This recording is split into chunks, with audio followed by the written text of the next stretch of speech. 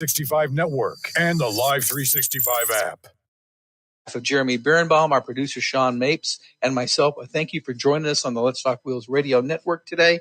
I'm Mike Herzing. He's Jeremy Birnbaum. Have a great week, folks, and we hope you tune in again next week. Adios. You're going on a trip, but where are you going to stay?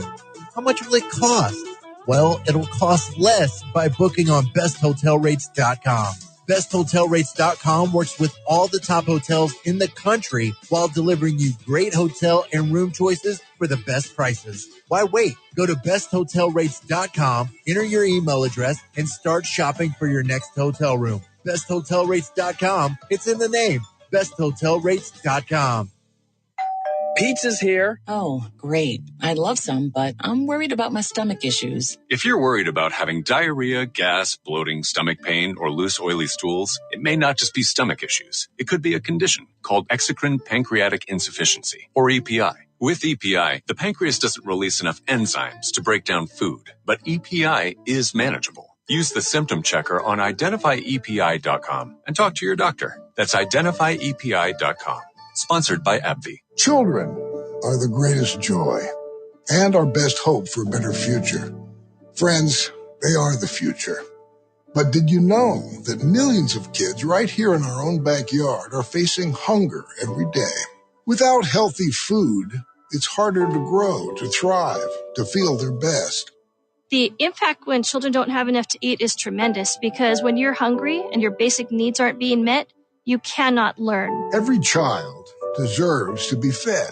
This is a problem we know how to solve. Food is not just food. It's energy, health, confidence, hope, and even love. Yes, love. Breakfast in the classroom contributes to kids being more focused, which leads to higher grades, and simply just their well-being. Thank you! Learn more about how No Kid Hungry is helping end child hunger in America at helpnokidhungry.org. Wake up call! Live animal mascots, I don't think PETA really understands how well taken care of these animals are. The situation you brought up, Ralphie and Bevo, right? They're not steaks. No, that's right. Good point. Yeah, we're not eating them. Good point. South Carolina have a chicken. There is a chicken. We're not eating him. But, exactly. Maybe he ends up at a Bojangles after a losing season. I have no idea. Wake up call with Tony D and Ron Culver. Weekdays from 9 a.m. to 1 p.m. Eastern. The Diehards. Jeff, have you seen the commercial with Fitzmagic? Yes. The Switch and the Thursday night football game is on. And it's Thursday night football, and it's awesome. You know what's cool about that video? When he flips the switch and they show all the teams and the highlights back and forth, it doesn't glitch. It shows hey, it's an actual football game. It's cool, Prime. You're very good. But every time I put Prime on Thursday night, I get a delay. I get a glitch. It's not playing. Right now, my TV's not even connected to the internet with the routers 5 feet away from it. The service stinks, but forget that. Now I can't even get the stream. Now I don't even have a connection. Freaking games. No, don't worry about it. I only have 2 dimes on it. Don't worry about it. Just freaking don't play it. Just tell me after. I friggin' hate this beyond word. But this sucks. It flat out sucks. The Diehards, weeknights from 8 to 10 Eastern on the Sports Map Radio Network. Imagine learning about radio and being mentored by true radio professionals in real radio stations. Well, actually, you don't have to imagine because there's Radio Connection. Radio Connection gives you the opportunity to learn one-on-one and be mentored by radio pros. Plus, you don't have to worry about getting into a crazy amount of debt with school tuition either. Radio Connection keeps their tuition at much lower costs. To find out more info, visit radioconnection.com. You're listening to Western Reserve Radio, WRDB, The Scourge, a part of the Sports Map Radio Network. WWE superstar Alberto Del Rio, take 1. Behold the angry giant. Try it again, Alberto. Behold the angry giant. Perfect. Good luck tonight. Behold the angry giant. Yay! Read me another one, Dad. This is WWE superstar Alberto Del Rio. It only takes a moment to make a moment. Take time to be a dad today. Visit fatherhood.gov, brought to you by the U.S. Department of Health and Human Services and the Ad Council. In the small town of Elmira, New York, a boy boy was born into an all-American family. The odds of him achieving his dream in the fashion industry? 1 in 23 million. The odds of having a child diagnosed with autism? 1 in 68. I am Tommy Hilfiger, and my family is affected by autism. Learn more at autismspeaks.org/signs. Brought to you by Autism Speaks and the Ad Council.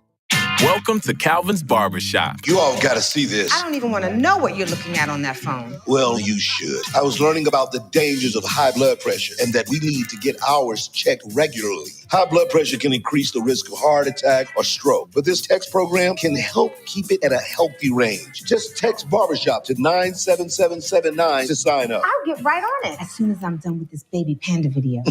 Text Barbershop to 97779. A message from the American Heart Association and the Ad Council.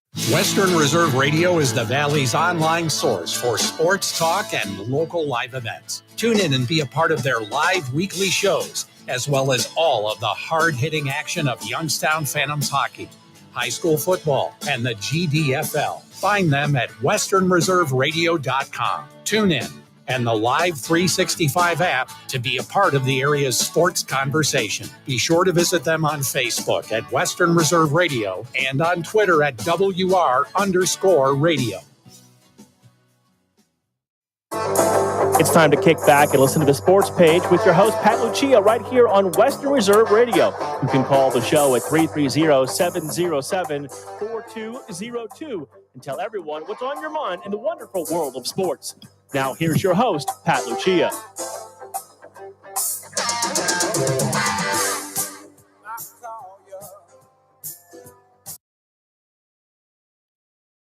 Saturday morning Sports Page, Pat Lucia, Dave Clark. Yes, we don't talk about politics on this show, but we're just going to say one thing. We need young people to run for the president. And I don't want old people. I am sorry. Can't we get people that are, say, 55, 60 years old in that ballpark? I got to say this. I remember back in 1980, Ronald Reagan was elected to this country. He was 69 years old, and everybody was flipping out that how could we elect an old man? I remember that. Yeah. I mean, he looks like a young guy now, 69 compared to what we're supposed to get in November, and I'm going to leave it at that. Yeah, both of them near 80. Oh my God, both. That's crazy. Anyway, it is the Saturday morning Sports Page. No, you didn't tune into a political show. We just kind of had to get that off, kind of get it out there. Just making a joke of, got to make a joke of it. I don't know what else to do with it, but anyway, talk. It is the Saturday morning Sports Page. Pat Lucia, Dave Clark.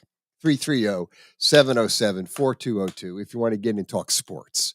That's what we do here on Western Reserve Radio every Saturday morning from 9 to 11, Dave Clark. The Super Bowl is finally here. The only thing I'm going to say, thank goodness. I am so glad it's here. I'm tired of the hype. I've been hearing all day, all night, everybody analyzing these two teams inside and out, upside and down. Yeah. Taylor Swift, I guess, will she be there or not? Yeah. She has to fly in from Tokyo or something. Right. All right. I got her, my wife, she actually said, I'm going to give you a reward. She couldn't believe I don't even know. Like what you were saying, all the analysts, I've kept away from all of it. I haven't listened to talk radio. Oh, good. I haven't watched the shows on TV. NFL Network, when they came on, certain things I like to watch, like I'll watch Paul Allen. And he's a guy that all the offensive and defensive lines go to get evaluated and stuff. I watched that to see who he's saying is the better offensive lines, and he'll do he got something with the quarterbacks, and he's talking about he loves Stroud and a couple of the others. He just love how they come into this game and do things. And I like to watch that. But when they start talking about the game, and want to talk about I can't do it because I used to do that, and that is tiring. Oh, it is. Because it's regurgitated stuff over and over and over. And I stayed away, and I couldn't believe I did it. This is the first time I was ever able to stay away from it, just really obliterate myself away from it. I was watching boxing, started watching a lot of NBA basketball.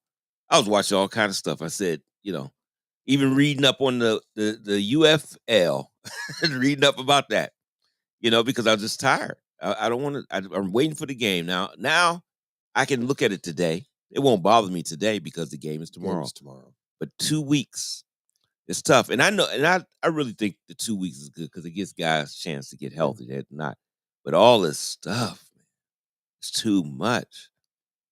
I don't even think the athletes got to do it, but I don't think they really like that. No, I think it wears down. Yeah, I think it is because you hear the same minutia. questions. How many questions can you ask? Reality, please. It's just too much. It's just way too much. You'd be tired before the game. I mean, you just be. It's just way too much. Yep. That's the point that the minutia. I listen to some talk radio during the week, like I always do. A lot of minutia, not too bad. Mad Dog was pretty good. He had different guests, try to change it up a little bit. And LeVar Arrington, Brady Quinn, and Jonas Knox are in the morning. That's who I listen to. The Two Pros, A Cup of Joe show. And they're good, and they keep it light. And they try. Talk. I heard them this past week. One day, I forgot. Right. They talked about, but not a lot. They talked about what's going on in the NFL. Like they was talking about Jordan Love the one day and how he's improving. All just the different quarterbacks. It's talking about all kind of things, not just the Super Bowl. And I'm okay with that.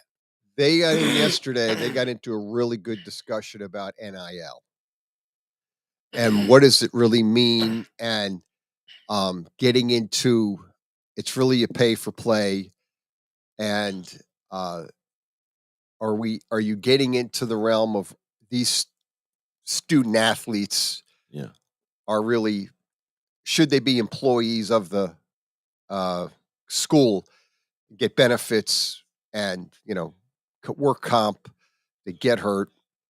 Yeah. And opening up that, can of worms, sort of to speak, but is that the road we're heading down in the future? Mm-hmm. Talked about limiting how much a player can make, like a salary cap. But they, are they going to get a union then? There's no commissioner with college sports. So you've got everybody kind of out. It's the wild, wild west. Yep.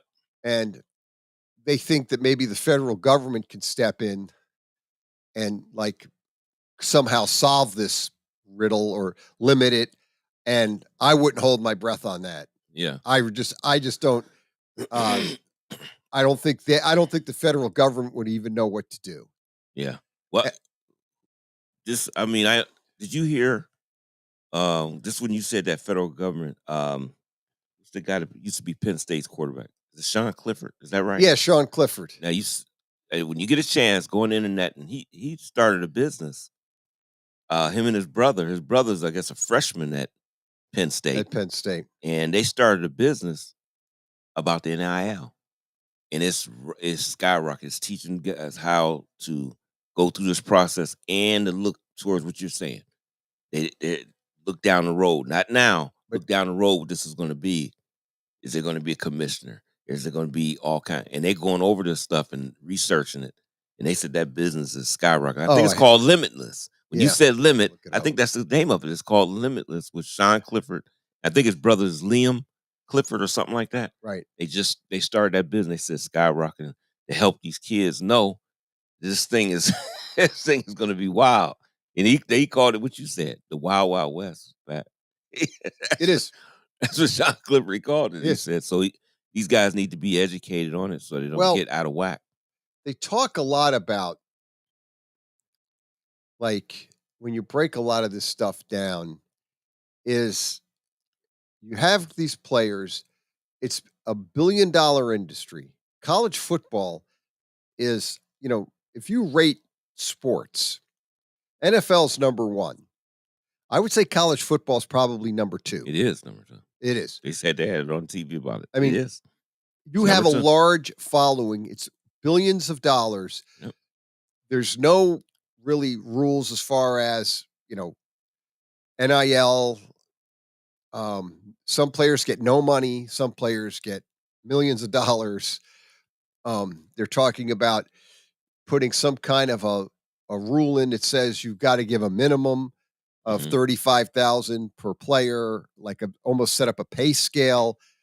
Does that mean the backup linebacker Yep. gets Get something. Yeah. something? Yeah. All these, and it gets, it's a little mind boggling because then these schools are going to actually have to start paying these players directly. But then do they become employees of the school and do they get benefits?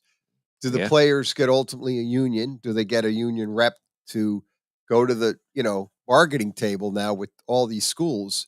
And then what schools are not going to do it? Like they're going to be lower tier schools, and I'll throw out the max schools on the lower end. I mean, they're Division 1, but they're not high, they're on the lower scale. Do they get involved with paying players, or are they just going to say we can't do that? Well, that is what Sean Clifford's business is about. Teaching this because he said, is it going to be to a point where the lower scale or your Division 2 or they just be eliminated? It won't even be there no more. For them to advance to pro sports, all kind of things. So it was just it's just wild that you bring up all that, and that's some of the things he's talking about. It's leading to something. Now what? But it's leading to something, and it's got to get something in order. They got to get something structured because right now it's just all out of whack. It's all over the board. The name of his business, as you said, is Limitless. It's the first agency founded by a student athlete to assist others with NIL opportunities. When the company launched in April of 2022, Sean and his brother Liam, co-founder of Limitless, became the leading voice for student athletes. So, as you said, Dave Clark, I'm sure this business is taking off like a rocket. Yeah. And ultimately, there's probably going to be some other athletes or other folks getting involved in opening up these businesses to assist these players through the NIL quagmire, because that's kind of what it is, because you're reading all these things about NIL money. People are not getting what they think they're supposed to get. Right. There's some issues with a player signing an NIL deal and then wanting to transfer. Does the NIL deal stay with the player, or does it null and void it and he has to start over again? What is the language in the NIL? Then you get into tax. Anything the player gets is obviously going to be taxed. Do they take the tax right up front, or do they have the player pay it later, which we know that always can create problems with people not paying taxes. So there's that. And then you're getting into we'll put the smaller schools, like I always use the max schools that are Division 1, but they're not on the level of Ohio State, Alabama, right, and the bigger schools. So they may not be able to have the money to pay players, or pay them very little, or let the player go make whatever they want to make. But then here's the other question: is if the schools start to pay them, does it limit the player's ability to go get money on his own? Yeah. So, I'll throw an example out.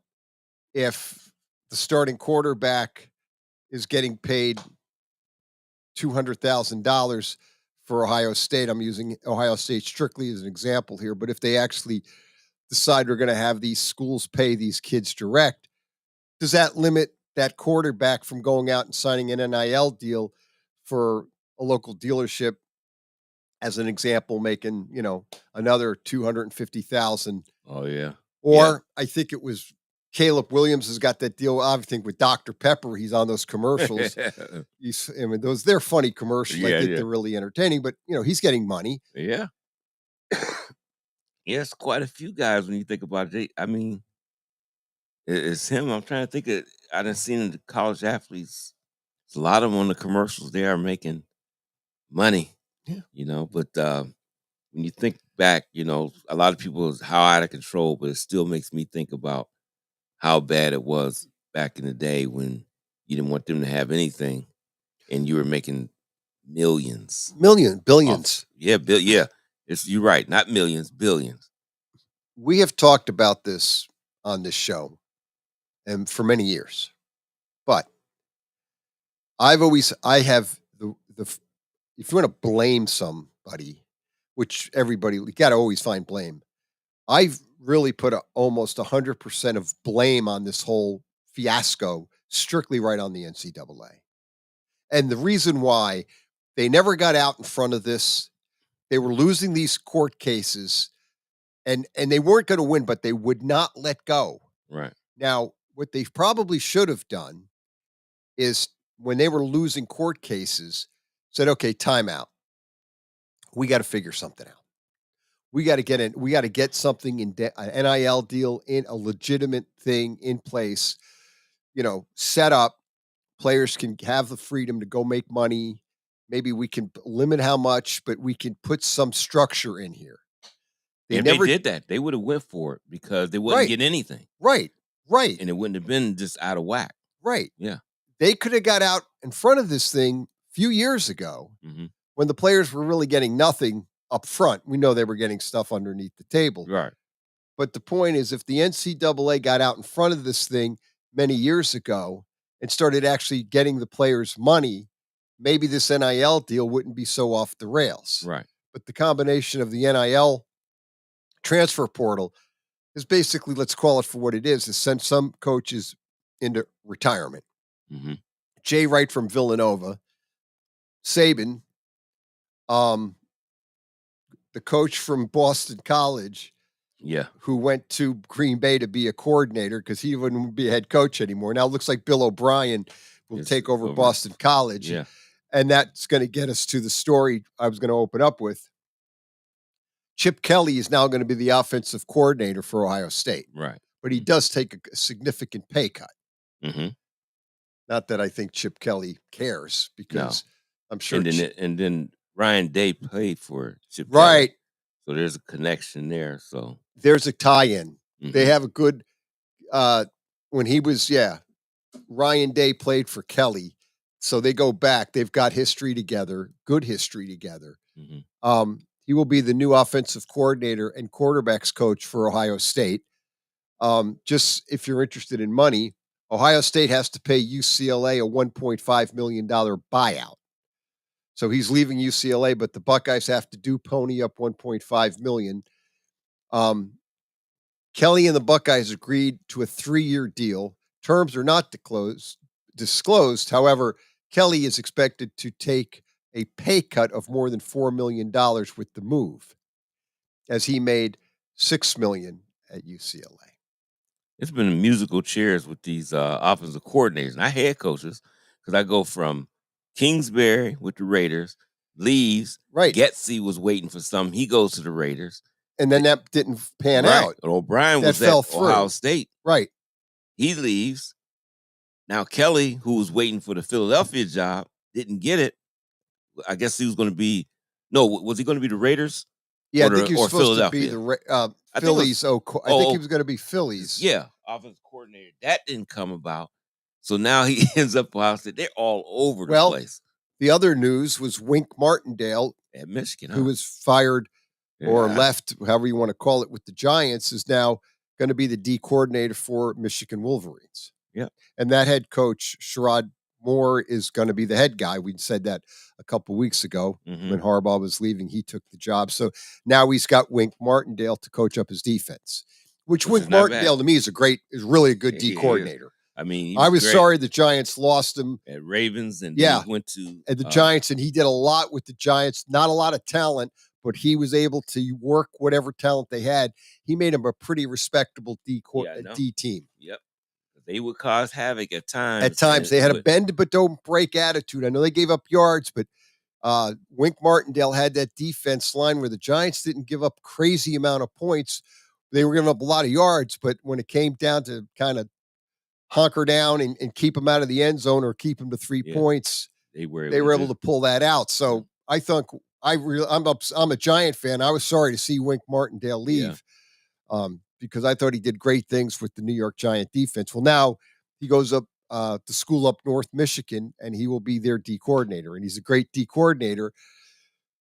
I think Ohio State's getting one of the great offensive minds in the game is Chip Kelly.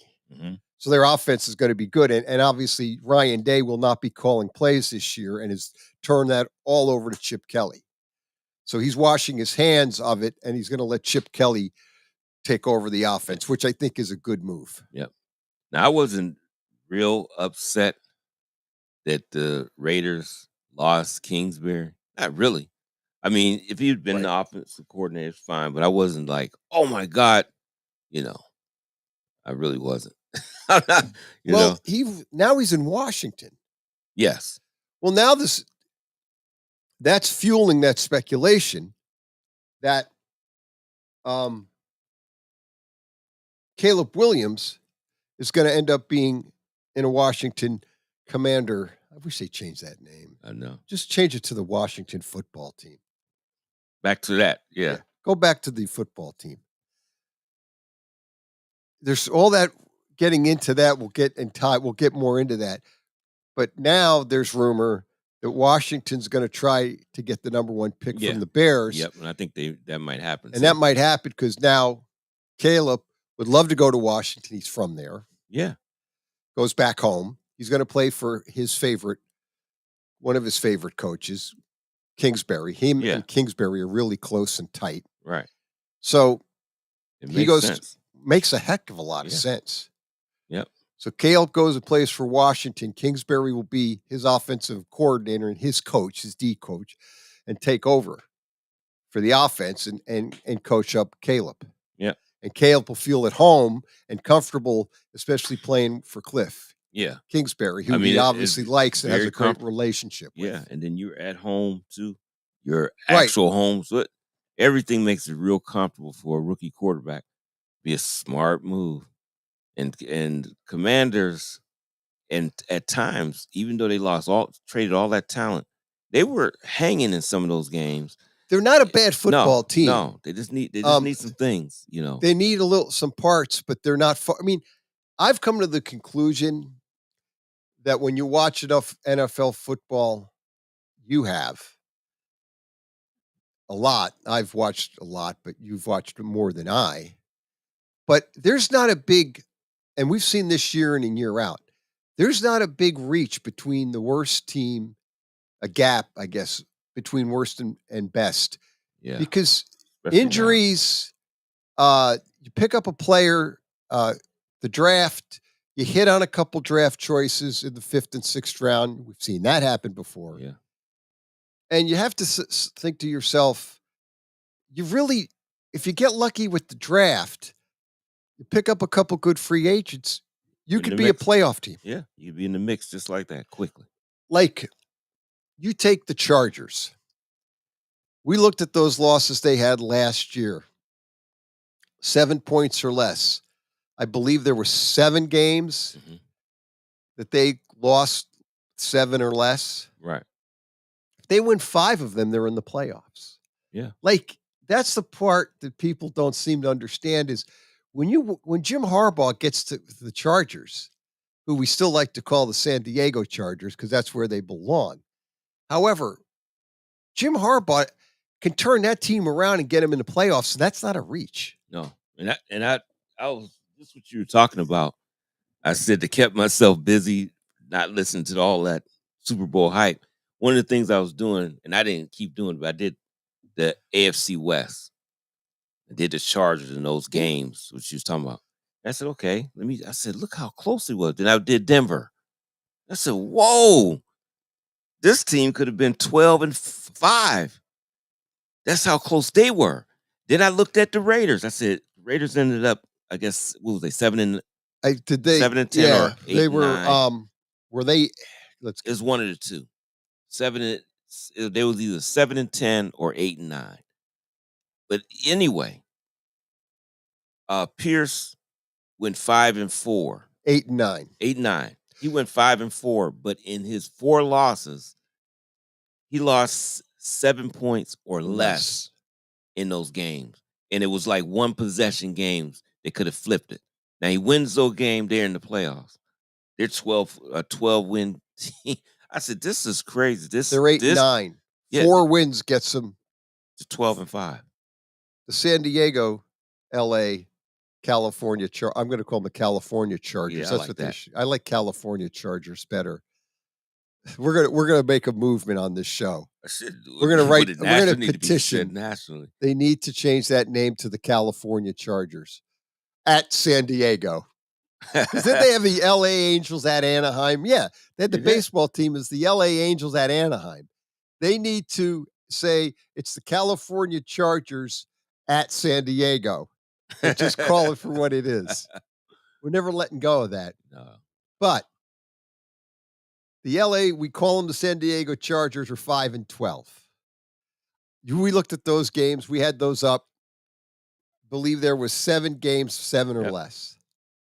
You win 5, they're 10. Yeah, they're 10-7. If you win them all, you're 12-5. Maybe you don't win them all, but say you win. It's 5.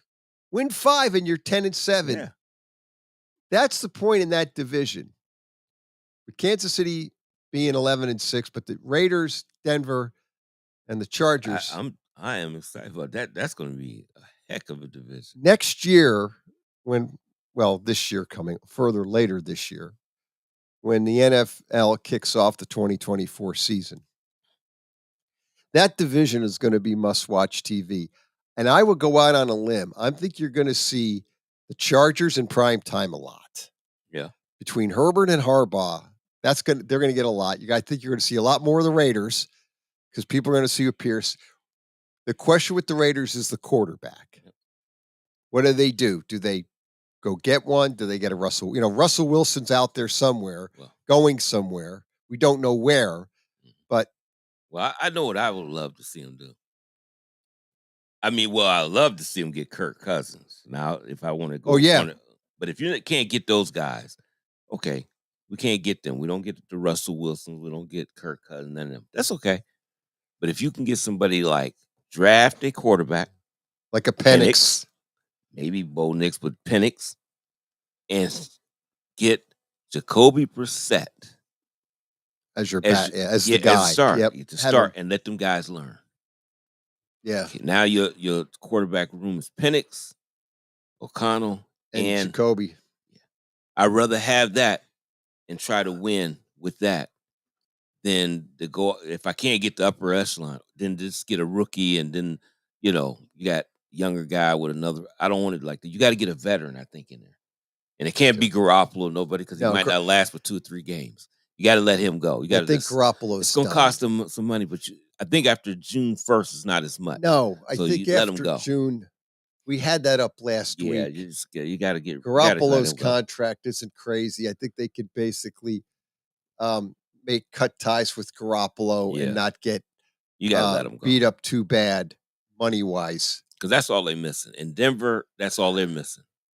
So, Kirk Cousins is a perfect fit for them too. Well, rumor has it that's the guy Peyton wants because Cousins Peyton wants the quarterback who plays within his system, the parameters. That's why he and Russell Wilson clashed, because Russell likes to free do it, and that was driving Peyton nuts. He had Breeze there all those years with New Orleans, and Breeze was a very controlled quarterback and followed orders, sort of the system. Yeah. Cousins is the guy, the rumor is. Yeah. That's who Peyton wants. Right. That's the music already. That's the half hour in the books. Second quarter of the Saturday Morning Sports Page is back after a timeout on Western Reserve Radio.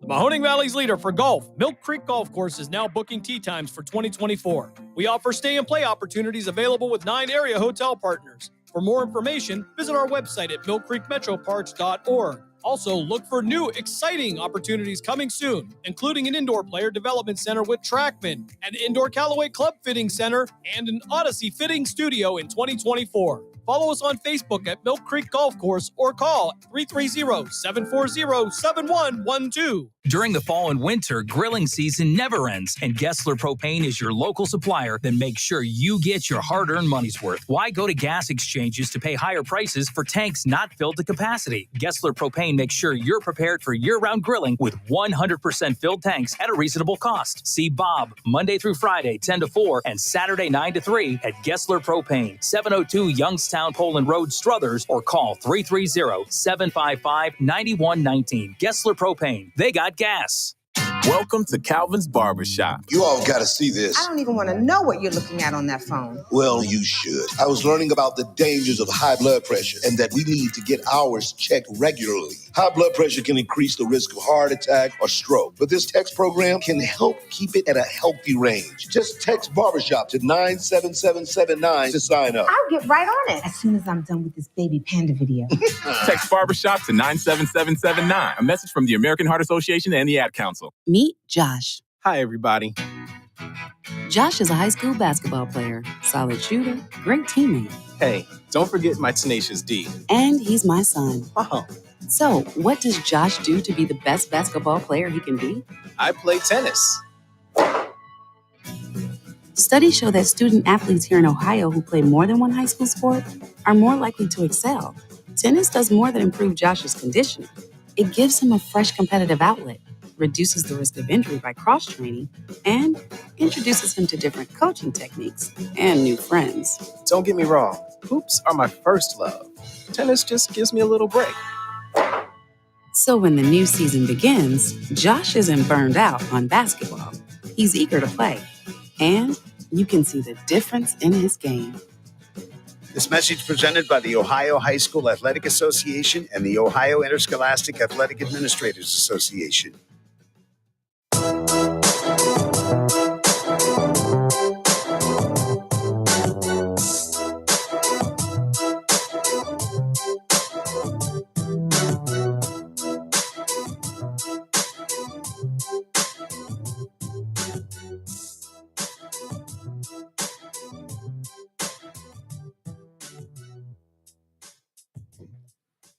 Saturday morning sports page, 330-707-4202.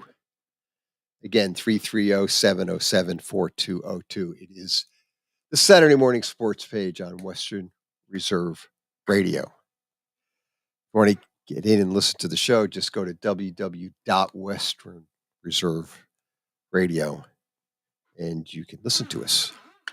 It's Dave Clark talking. We'll get to the Super Bowl in the second hour. We're not going to. I don't want to spend. I will spend some time, but I'm not. Well, you probably burnt out, like you said. You done heard I've it listened so much. too much. I will give the two shows I listen to every day a lot of props because they kept it moving. Right.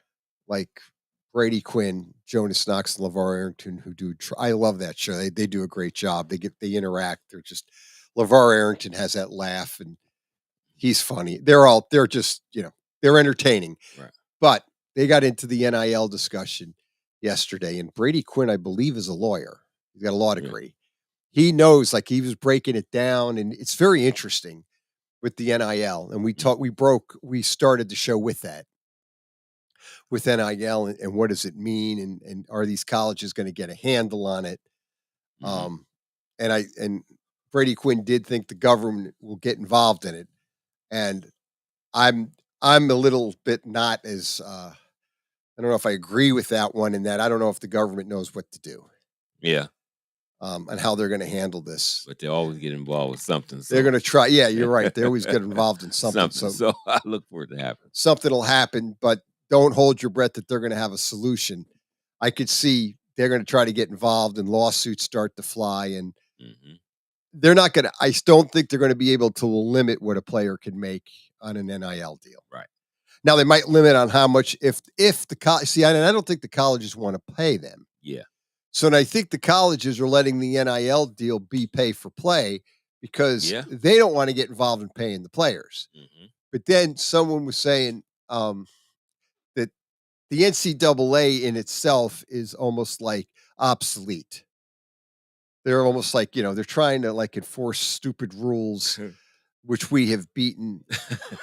We have kicked that can down the road so many times. Yeah, I'm so sick of that. But Harbaugh with the hamburgers and the recruits during COVID, and that's one reason why Harbaugh left Michigan. I mean, I think he wanted to get to the pros anyway, but that was, I think, one of the reasons why he got out of Dodge, because he could see, this isn't going to go well with the NCAA, and so it worked out for him. But the whole point of it is, they're to the point now where they've outlived their whatever usefulness they ever had, which we've debated on this show. Yeah.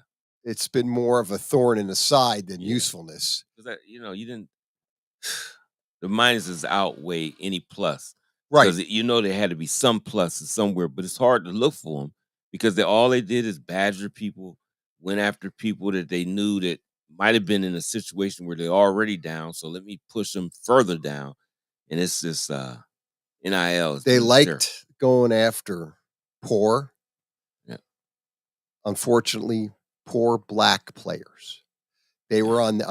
They knew. I always thought they knew they could take advantage and hassle, and keep. They needed somebody to hassle, and that was it. Yeah. I've read more. I've heard Jay Billis. I've heard all these guys. He said it before. Florio, you should hear him. He's just Mike Florio goes off on the NCAA. You should hear what he says. Oh my God. Well, that's what he makes what we say like a spring shower. Yeah, because it says one of the most. He was on with Dan Patrick ever. I caught it in an interview, and somehow they got over to talking about the NCAA, and he went like way off about him. Just I'll just say, look it up. Yeah, if you want to hear it. I mean, he's right. Yeah, I mean, I didn't disagree with a thing he said. Yeah, I mean, I agreed with everything he said. What they do, I mean, just obvious. Yeah, and they're on. I think the reality is, if you were to say, I don't know anybody that says, oh yeah, they're really good. Nobody says, oh yeah, they're a good organization. Everybody that I ever talked to, everybody agrees. Yeah, there's nobody going to say no, that. nobody no one's on their side here. Yeah, nobody's saying no, nobody's like, well, horrible. Yeah, they're not wanting the other side of the coin. There isn't any other side of the coin. You're right. There isn't. There isn't. And I go back to my original premise is because they are the fault of the NIL. Yeah, it wouldn't be just they want to complain about it. They're fault of all of it. Yes, the transfer portal, all of it, and the way that's happened. It all stems from what they have done, right? To put like chains and shackles on the players, and allow coaches to move freely, do whatever they want to do. And have these kids where they couldn't do anything. No. And now the shackles is off. No, that's right. And it's going wild. And exactly. That's what we look at. It's wild, but if you handle it different, it wouldn't be wild. That's right. It'll still be things going on, but it'd be under control. There's no control. If they got out in front of it many years ago, and said, okay, this is coming. We need to get a handle on it. Let's start to implement a program where we're going to let these players kind of go ahead and make money on their own. You've seen it coming. It was just different things. You've seen that was coming. You didn't know when, but you've seen it. They could have started setting up things. And it might not have been that much at first, but they could always increase increments of increasing it because of how much money. So, they'd have been okay. If a kid's making $500,000, let's say just $500,000. And that was the rule, you think they'd have been complaining if that was already rooted, it would have went on. Now, I'm sure as time went, they would have started looking at the numbers. Lawyers would have got involved with it. Oh, look at how much they making. They're only giving you $500. Well, that's where the negotiations come in. You might up it, but it still be under control. It'd be in a regulation. But you never wanted to do that. Now it's out of control. You got some over here making $8 million, somebody over here making $900,000. It's out of control. It's all over. Well, here's the other problem coaches are dealing with now, and this is on the recruiting part. Kids that aren't even going to the school is going to the coach and saying, hey, I want to come to your school, but I have an NIL deal from that school worth $2 million. And you beat it, right? I want you to match it or beat it. Coaches are like, wait, you haven't even played it down here. What do you mean you want money in an NIL deal? Well, again, if they got out in front of it earlier and they could have maybe put some restrictions on that, they might not be dealing with it. But since they never really did anything and fought it and kept losing in court after court after court, and when the Supreme Court ruled 9-0 against you, That's terrible. that's a slam dunk. That's like, 9 to zip, which means basically the Supreme Court told you your model stinks, figure it out, but you're not, you can't continue to do what you're doing here because you can't restrict players from making money off their name, image, and likeness. Right. And now it's total chaos. But getting back, I know we do that on the show, open up a door, go to another, and NCAA seems to be the one we like to kick the can the hardest because they're just so easy, I guess. But the quarterback situation in the NFL, I think, is going to be really intriguing this year. The draft, this year's draft may be one of the most compelling, must-see TV in years because of all these quarterbacks. And still, everybody's waiting to see what does Fields do, or what did the Chicago Bears do with Justin Fields. Now, rumor has it that they believe they can get a first-round pick for him. Word is Atlanta. Arthur Blank was on Mad Dog Russo yesterday. Really good interview. He cleared up the Belichick situation and in essence said that, they interviewed Bill and they thought Raheem Morris was the better way to go. Simple. And that's what happened. Yep. And that's what, and he says, I'm good friend, Bill. I'm telling the truth. I'm not lying to you. We interviewed Bill Belichick. We took, we interviewed him as a candidate twice. And Raheem Morris, who we know, he was here before as a coach. We know him. A good working relationship with him. And when it all broke down, brass tacks, Raheem Morris was their guy. Because I think Belichick, we know about what he's done, what he's accomplished. Right. But I think he's stuck in a different era of the way he does stuff. And I don't think it doesn't translate to today's athlete. It may not. And when they, interview him and see, and then like you was talking about before, wanting control of so many things, and he hasn't shown success of when he's got control of everything. I think all that does not boil too good with anybody, and that's why they went somewhere else. Well, here's the other thing, too. You can't get out from under this. Belichick's 72? Yeah. Raheem Morris he was the youngest head coach with Tampa. I'll look it up. What was he, 40 years old, maybe? Maybe back then, yeah. Somewhere in there. When he started, he was like 32. Okay. Or 33. I'll look up Raheem Morris's, but he's young. Yeah. The interview, we started the show on the political scheme about old people running. Point. That applies here, too. Kind of applies here. The point on it is this, is they look at a guy like a Raheem Morris and think, okay, he's younger. He can relate to these guys. He was a great D coordinator for the Rams. He coached a kind of a lousy Tampa Bay team, learned a lot, has a great relationship with the GM. I can't, the name. Rabitsky? The other. Was it Fontenot? No, not Fontenot, not the GM. The president. Glazier, was it Glazier? Glazier. You talk about Tampa Bay. Yeah, Tampa Bay. Oh, yeah. And then now he's over at McKay. McKay, yeah. He has a great relationship with McKay, the president of football operations at Atlanta. Mm-hmm. So he's got a great working relationship with these folks, the GM and the president. Yeah. And I think at the end of the day, they broke it down, and I think they thought, I'm speculating, he's a younger guy. He can relate to these players, work within the system. He did come out and say, it was a great interview. And Arthur Blank is, I think, a good guy. He's straightforward. Really like him a lot. He said, we need a quarterback. We don't have the quarterback on the team. And we're going to have to find a way to get a quarterback. Now, he doesn't know if that's through the draft or is it through a free agent, a trade, or whatever. Yeah. But he did say that. He said that the current roster, they don't have their quarterback. Right. So, bottom line is, it'll be interesting to see, rumor, since Justin Fields is from Georgia, Do they make a trade and get Justin Fields from the Bears? Do they go Kirk Cousins? That's the other, rumor out there. Kirk Cousins is going to be in demand. Right. Because he's going to have I think he's going to have a lot of people looking at him. Yep. Because he plays within the system. He's low key, Mm-hmm. say a lot, does a good job. He's a solid, good quarterback. So I think he's coming off an Achilles. Yeah. See what he does. So does Atlanta, make the trade and bring in Fields, or do they go the way to Kirk Cousins? Right. Because Cousins, I believe, is the free agent. Yeah. Oh, yeah. He's free agent. Mm-hmm. Or does Minnesota make a move to keep him? Yeah.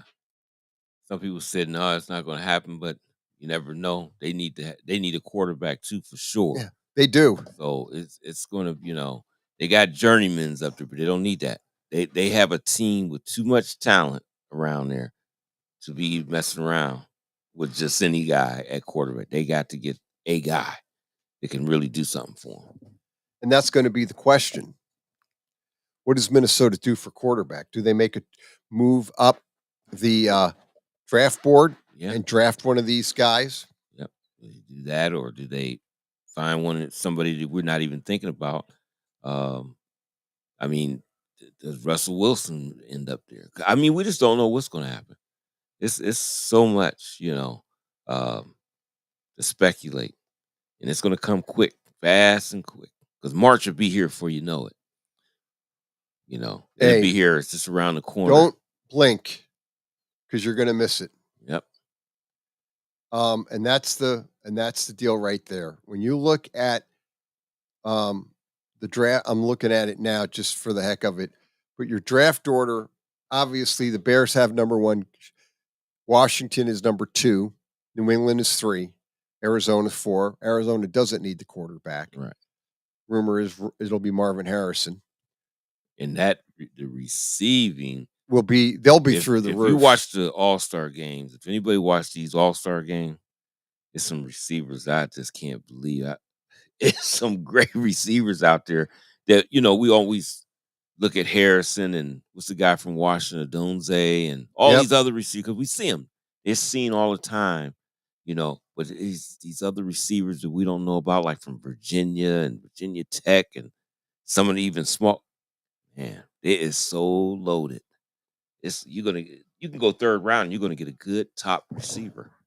That's how deep they said that receiving class is. It's one of the best they ever had. And that's going to be the most interesting part is you got all these receivers out there. Then you're going to have to get the quarterbacks that can get them the ball. Yep.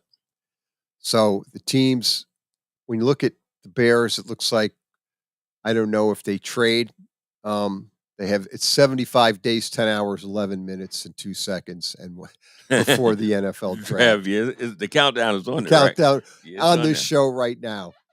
The Saturday Morning Sports page is doing the countdown to the draft. NFL. We'll be talking a lot about this draft. This is going to be one of the best drafts in history. One of the best drafts in NFL history. It's just the absolute sheer drama with trying to get quarterbacks to the teams that need. Like, Chicago's probably going to trade Fields, we think. We don't know that. It's not sure. Maybe they keep Justin Fields and rolls that out, and then they just build if they team. if they don't think somebody else, rookie just doesn't fit what they want to do, and why go through that again? You got to find somebody that's going to fit. And if they can't get a veteran that's going to help, you might have to just roll with them anyway. Well, then you got Washington at number 2. So, again, if that, depending on what Chicago does at 1, Washington, if they can get their hands on Caleb Williams, I think that's kind of where they're going to go now. They got Kingsbury as the offensive coordinator. They're number 2 in the draft. Yeah. I think they're going to go there. Yeah. New England's 3, they need a quarterback. Yep. Arizona doesn't need a quarterback, neither do the Chargers. The Giants need a quarterback because this is the second year Daniel Jones contract, the way it's structured. They only have 1 year left, and they can pretty much cut him loose. They really got to think about it. It's going to be tough I think it's hard because they have a lot of other needs on that team. Yeah. But I think they need to look a little further and down the road. Yeah.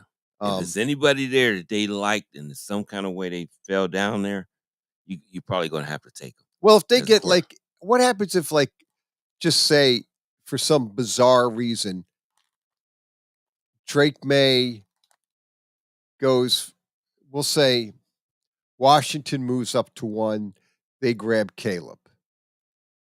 Say Chicago drops to 2, they take maybe Drake May. Or if they keep Justin Fields. Okay. And then ultimately trade out of it and get a bunch of capital, then say whoever trades with say Washington does that. And then say Chicago goes to number 2, who do they go after? Did they go look at a receiver or a lineman? Or do they go after Marvin Harrison? Yeah. Let's say they say we're going to keep Justin Fields. If they keep Justin Fields. And they bring Marvin Harrison there. Let's just say that happened. And Right. third is New England. And they say, well, we want Drake May. Or we want Jaden Daniels. That could happen. Okay, but if that does happen, one of the two is going to drop to the Giants. To 6. And I don't think you can pass it. And that's either one of them drop. You got to take either one of them. Still start Daniel Jones. Let them guys learn. Yep. But you got to take that. Got to be your future. Yep. And unless Daniel Jones just blow you out the water, and people said, can he? Yeah, I think he can. But they got to do some things to help him. And they're showing some things on the, it's the offensive line, but it's not just the offensive line. It's the play calling design. They said because 7-step drops, all this stuff they're doing instead of quick reads and stuff. What are you doing? If your offensive line is not up to snuff, why are you doing 7-step drop? Now he's running for his life. But if you got quick reads in there, that changes everything. And he's smart enough to do it. That's the one thing about nobody can ever say he's not smart. So he definitely could do that. Changes everything. So we'll see what happens because who is their offensive coordinator? Did they change? Yeah. They changed, right? Yeah, they did. And I think that's the key. If they can get a guy in there to design stuff, it'll help the offensive line out and it's going to help the quarterback out. And then the offensive line can grow. They can grow. They're not going to just stay like that. Those guys can grow. And you can always upgrade as you go. But when they kept showing that 7-step drops, I'm like, why are you doing that? When are you getting this guy killed? Mike Kafka. Okay. Old quarterback that's the Northwestern guy, isn't it? He used to play for the Eagles. He was a backup quarterback. So it's a young mind who I bet will spread the field a little bit and will have those quick reads. That will change so much for Daniel Jones. It's not like he don't have an arm to get it there in a New York. Went to Northwestern. Yep. Got out in 2009, was a 4th-round pick. New England, Patriots, Jacksonville, the Bucks, Minnesota. Okay. And then, now he's navigated to the Giants. He was offensive coordinator. Now they made him an assistant head coach and offensive coordinator. For the Giants. Yeah, I just think he could change some things. I could see that happening. There's no doubt that Daniel Jones can get the ball to guys. There's no doubt he could do that. But you had the guy run. He's too good. And then he's an extra asset, Daniel Jones. Because he can run the ball. He can run. run. Big too. Yeah, people don't realize how big he is. Big guy. Yeah. And he's got good wheels. Oh, yeah, he could go. He could go. Yes, he can. So, I mean, change that and let's see what happened with the Giants there. Now, they got to upgrade their receiving core for sure. They got to upgrade it. And that's where, with the draft, what did the Giants do? If Marvin Harrison... but what if he drops to them? You got to take him. You got to take him. If you're a Giant and for some freakish reason, Arizona or the Chargers don't take him, which I would think if he gets past Arizona, I can't see the Chargers not taking him unless they trade the pick. Yeah, and people were saying, they wouldn't take him because they just took Quentin Johnson. Yes, they would. Oh, yeah, they would. Yeah. I mean, I almost don't understand why they won't take Odunze, and he's sitting there. I don't either. I'm taking either one of them Either probably one. because And that's what the Giants might have to decide if they don't get Harrison. Okay, because Keenan Allen had a great season. Right. Keenan Allen's 31. So, and then Mike Williams is always good, but he's always injured. He's hurt. So you have to get some guys in there. Yeah, oh man, if we get into the draft, it's going to be insane. Well, this is going to be. This is where you're going to have a story on each team because you've got so many possibilities out there, and with teams trading up and moving around in this draft and trying to figure out, okay, if a Marvin Harrison drops in that draft, it could happen. I don't think it will, but you never know. That's what makes the draft such a great thing to watch, is because it's so unknown, and you don't know what these teams are past doing. The fourth, but it could. He could. It could easily happen. And if he ends up dropping down, I can't see him getting past. I don't think Arizona's letting him go. But if they happen to decide to go a different direction, I would think Harbaugh would maybe jump on him. But if not, then the Giants are sitting there. They need that upgrade position. Now, I can see this happening. Let's say I can't see them going past Marvin Harrison. No. Let's say in free agency they get T. Higgins. Yeah. He's a free agent. Yeah, that's a possibility. Now there's a possibility. I could get him. I got some good young receivers already there, and I'm bringing in T. Higgins too. But what if I bring in Marvin Harris? You probably got one of the best receiving corps ever in the league right there now. You go. You went from probably the bottom of the pack. But they got some young guys that's over there that's pretty good too. So you add all of them in there, and they found a tight end that was sitting there, and they didn't know it. That Trey McBride, he is real good. So, I mean, Murray would just have like, he'd just be like, he'd be in heaven. So, Murray would go. Yeah, he'd be gone nuts because he would Higgins have. In. Could you imagine? You still got Rondell Moore, and you got that other young guy. I forgot what his name is. I forgot, but he had a very good season for him. It's a young receiver. Wilson is his last name, but I can't think of his first name. I think it's Wilson. And you have 4 receivers like that, plus that tight end in McBride. And James Conner is always steady. You can always get another back down the road to be on that roster too. I mean, force to reckon with. So there's your question. What do you do if you're the Cardinals? And since this is a loaded wide receiver draft, do you trade out of it? Yeah, they could. Go to get T. Higgins, trade out, build capital, get linemen, and then pick up a wide receiver later, second or third round. And it could easily do that too. He'll steady be moving down the ladder. And that's what's going to make this draft so interesting, is because you're so back. You really have a lot of quarterbacks and a lot of wide receivers.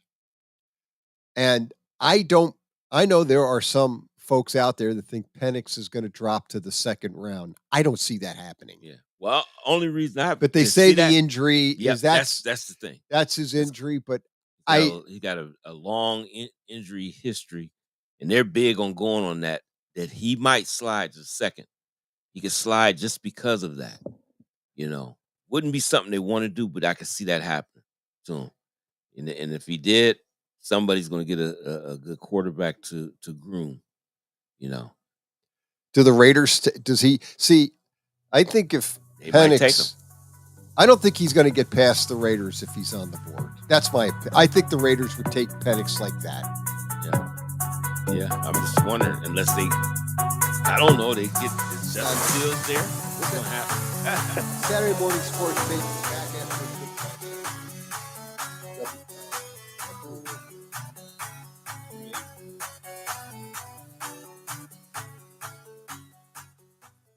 You're listening to WRDB, Western Reserve Digital Broadcasting, Youngstown, Warren, Salem, and around the world. In the small town of Elmira, New York, a boy was born into an all-American family. The odds of him achieving his dream in the fashion industry? 1 in 23 million. The odds of having a child diagnosed with autism? 1 in 68. I am Tommy Hilfiger, and my family is affected by autism. Learn more at autismspeaks.org/signs. Brought to you by Autism Speaks and the Ad Council. WWE superstar Alberto Del Rio, take one. Behold the angry giant. Try it again, Alberto. Behold the angry giant. Perfect. Good luck tonight. Behold the angry giant. Yay! Read me another one, Dad. This is WWE superstar Alberto Del Rio. It only takes a moment to make a moment. Take time to be a dad today. Visit fatherhood.gov. Brought to you by the U.S. Department of Health and Human Services and the Ad Council.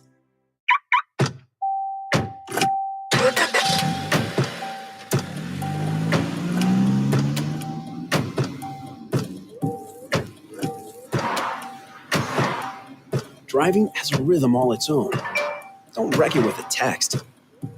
Before you get behind the wheel, silence your phone. Or better yet, designate a texter. For more text-free driving tips, visit stoptextstoprex.org. Brought to you by the Ad Council and the National Highway Traffic Safety Administration. During the fall and winter, grilling season never ends, and Gessler Propane is your local supplier that makes sure you get your hard-earned money's worth. Why go to gas exchanges to pay higher prices for tanks not filled to capacity? Gessler Propane makes sure you're prepared for year-round grilling with 100% filled tanks at a reasonable cost. See Bob Monday through Friday, 10 to 4, and Saturday, 9 to 3 at Gessler Propane, 702 Youngstown Poland Road, Struthers, or call 330-755-9119. Gessler Propane. They got gas.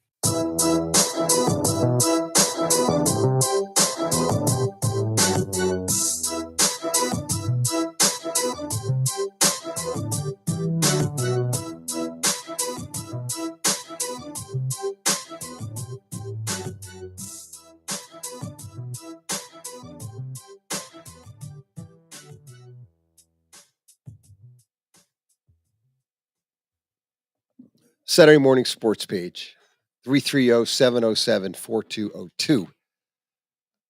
Talking a lot about the NFL draft, the quarterbacks coming out. I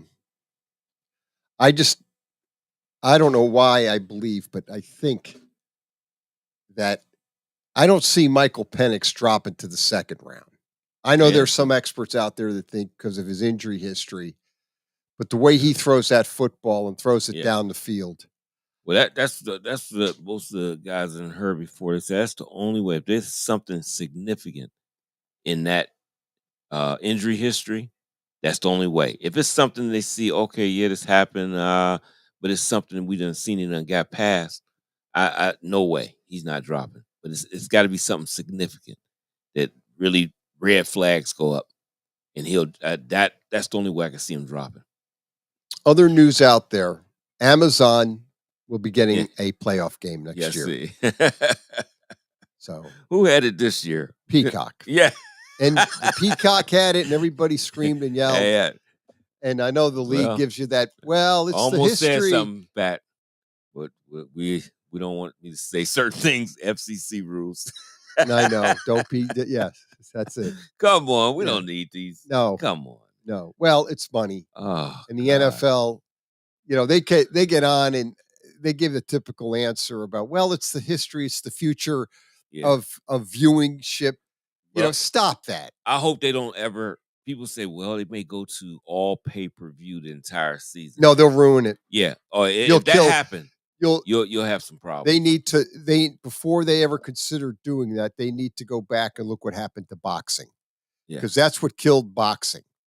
You had a great product in the 70s and in the 80s, and then they went to that pay-per-view, and they got more pay-per-view, and then they got all pretty much, and then it just like people just totally lost interest in boxing, and that's what pretty much I believe to the large part killed boxing. It's trying to come back, and the reason is you see they starting to bring it back.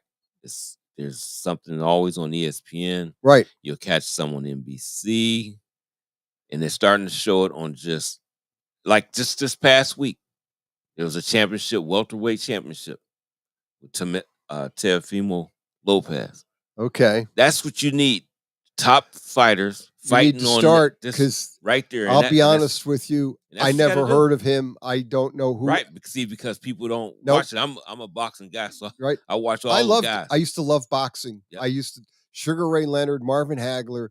I still go into YouTube and watch those old fights. Yeah, well, you'll never find stuff like that again because of the alphabet. I like to call it alphabet The soup. alphabet soup. They've ruined it. You But got certain promoters won't work with the other Nope. ones and all that, and that's destroying it.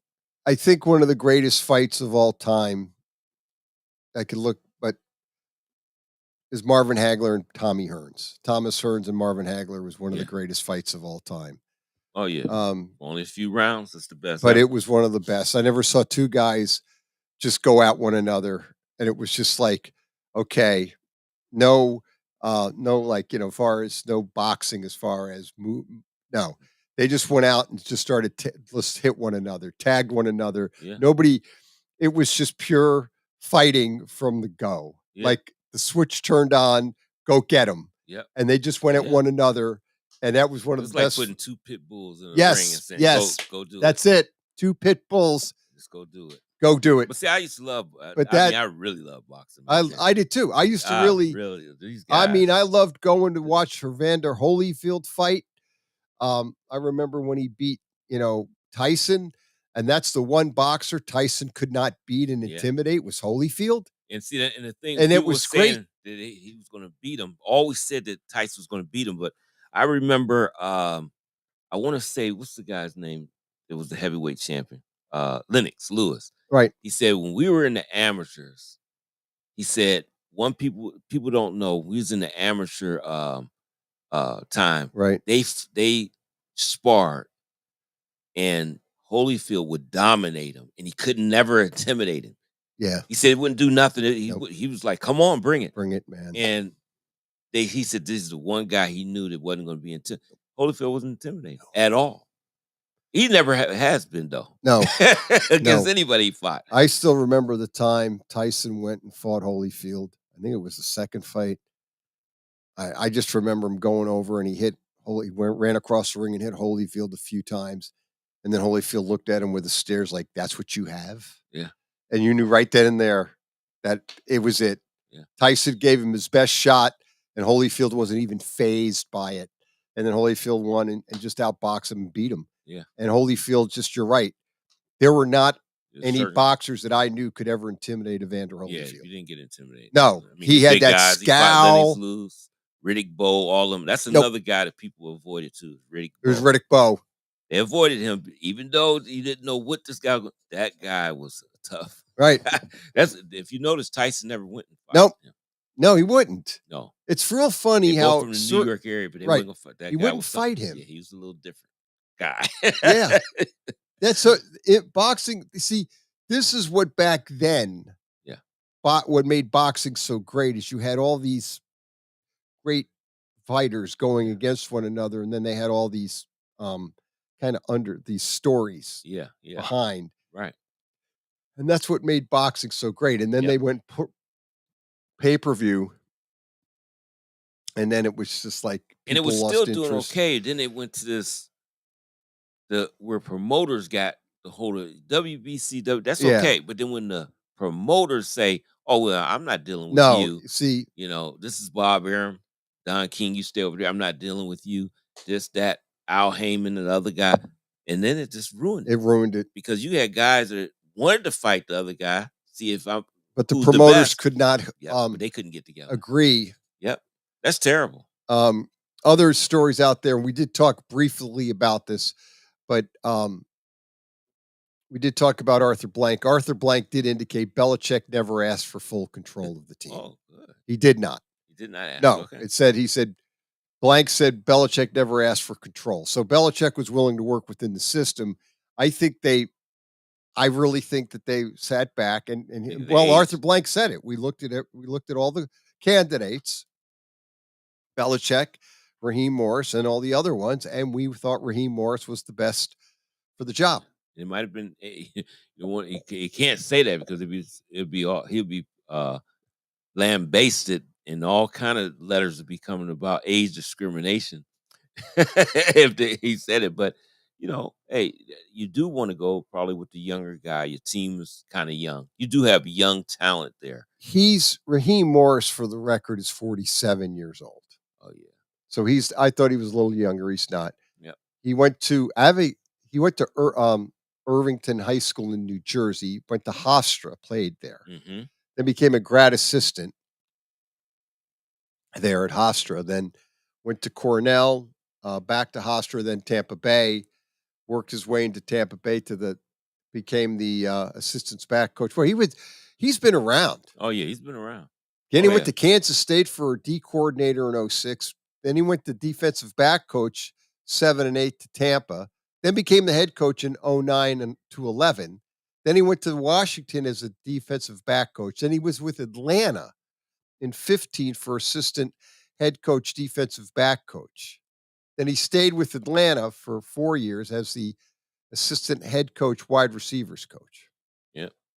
Then he became a D coordinator for Atlanta in 2020. Then he became the interim head coach. Right. And then after they fired, I forget who was the head coach at the time in 2020. Then he went to D coordinator for 3 years with the Rams and got a Super Bowl. Mm-hmm. Now he's back. So he's back. So he gets another bite at the apple, sort of to speak, which he definitely has the resume for it as far as he's been around.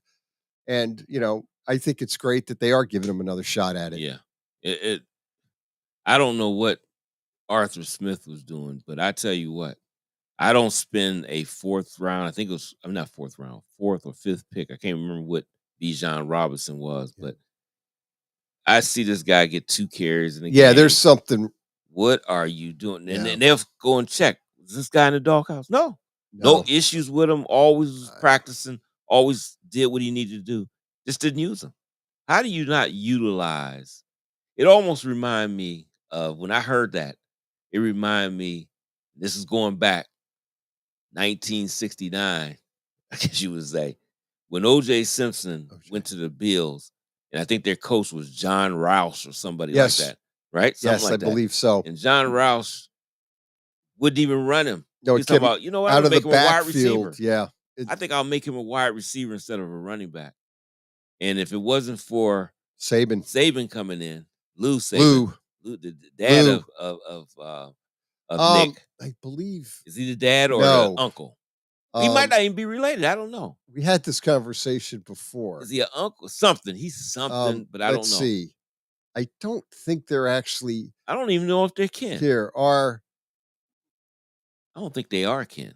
Maybe they're, according to this, they believe they might be distant cousins. Okay. And when he came in, he immediately walked in and said, "You're going to be the man." And it changed his entire trajectory of his career. How do you take a talent and just make them something else? What are you doing? And that's what he was doing with Bijan Robinson. So he's so excited for that. I heard him on a interview. He's so excited with Raheem Morris because now he feels that he'd be used. And they said even Kyle Pitts didn't understand what, you took him high too as a tight end. I thought he was going to be one of the back. I thought he was a total mismatch the way he was playing tight end at Florida. I said, there's no linebacker or safety is going to be able to cover him. He's like a wide receiver. They didn't even hardly use him. This is interesting, but they also hired Zach Robinson as their new offensive coordinator. Right. Atlanta did. From the Rams. So they actually hired Raheem from the Rams as the D coordinator. They actually stole the 2 coordinators from the Rams. Well, stole, but yeah. And just think about Zach Robinson now will be the offensive coordinator. And who has he learned under? McVay. And what does he do? He utilizes everybody. Everybody. He gets everybody involved. So when you look, here's the thing with Atlanta that makes the Atlanta Falcon, and I think this is, Arthur Blank said it. We have a lot of great players and a lot of great pieces to the puzzle here. Great, and he goes, I'm really excited about the roster. We have great players. As you've mentioned, they just need to get the quarterback. Yeah, they do. And that's their key. And I think they feel they went 8-9 with really no quarterback. Yeah, you're right. Yeah, I mean, if you can get your hands on a quarterback in that division, Yeah. You could, You could win that you can division. win that division very easily. Yeah, because I mean, you had Heineke and Ritter And Ritter. as your quarterbacks the entire season. You can have them guys as backups.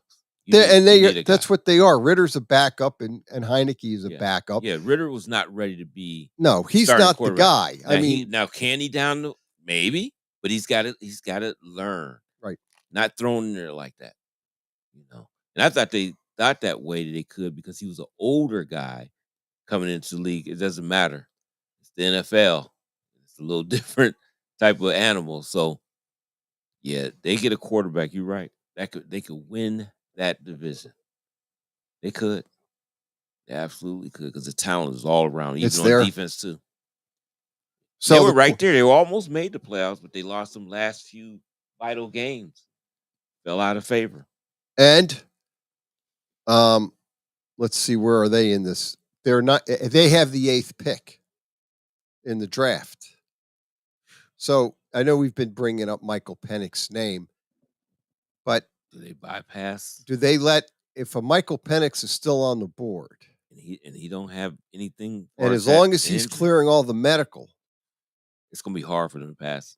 do the Atlanta Falcons either, you draft Penix, go get a veteran maybe, and so the veteran can get started with the idea you're going to let Penix work into the job. But if you're Atlanta, and this is where this is going to get real interesting, because Chicago has the 9th pick in the draft and the first. They got the first and the 9th, the Bears. So, if you're Atlanta, do you let a guy like a Bo Nix or a Michael Penix get past you? I don't think you do. I don't think you. I'm pretty high on Michael Penix. I don't think he's going I don't think he's going to drop in the draft. I know experts think he's going to go second.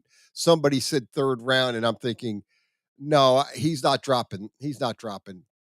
I don't think he's getting out of the 1st round. I could be wrong. I usually am. I don't think he's getting out of the top 10. I'll be really surprised unless he's got some history with the medical history comes back with his knees that there's an issue. Okay. But if there's no issue with his knees and he's going to be physically okay to play, and the way he throws that deep ball, Yeah. in the NFL, I don't think Michael Penix is going to get very far down in the draft. Yeah, I mean, and I think there's teams like the Giants, maybe Tennessee. They have a Levis, so I don't know if they keep him or they go. Do they look at a quarterback? Atlanta obviously is going at a quarterback. They're sitting at 8. I mean, So Atlanta knows they have to. Now Tennessee, there's a lot of question whether or not they think that Will Levis is going to be their guy long term. Yeah, but I think they're gonna go with Will Levis though. You would tend to think so. Yeah. Do they build up the line play? Yeah. And do they look at defense? Then they, do they look at other needs, and they're not going to go quarterback at 7? Right. The Giants are kind of in an interesting spot because I don't know if they're comfortable going with Daniel Jones after next year. He's coming off ACL. Yeah. He moves pretty good. He's been sacked a lot. So the Giants are going to be in a position. And I know their fans probably want him taking a quarterback. Yeah, the fans. The fans do. They always do. Well, another guy that I forgot about this guy too. I think he's gonna be in the 1st round. JJ McCarthy. Could be. I think he's gonna get somewhere. People just say, I don't know. Because he's a competitor. He definitely can make throws. Yeah, he can make throws. And he can move around Yeah, good. And he's a guy that's coachable. All the traits that you need. See, he could be the type of guy that, he could drop in a draft. Right. And somebody's going to get a steal. Yep. And he's a guy, I think. What's his name was on? Joe Montana was on Rich Eisen. I caught a clip of it. I forgot about Sam Hartman. Oh, yeah. Sam Hartman out of Notre Dame. Yeah, just look that up. Montana was on Rich Eisen, and he said, he was laughing a little bit because he said he was talking about the quarterback. He was talking about Brock Purdy. And he said, how did Brock Purdy drop to be the last guy in the draft? Who said this? Joe Montana. Oh, okay. He goes, and Brady was what, 199. He goes, he's so funny. He goes, you would think the NFL could have figured out how to draft quarterbacks, but evidently they don't know how because you got a Brock Purdy there. Yeah.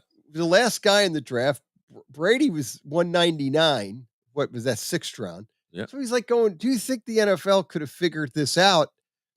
And Russell Wilson was a 3rd round, I believe. Yeah, he was. So he goes, you would think that the NFL would have a better handle on drafting these players. But even with all the technology and the YouTube and the videos.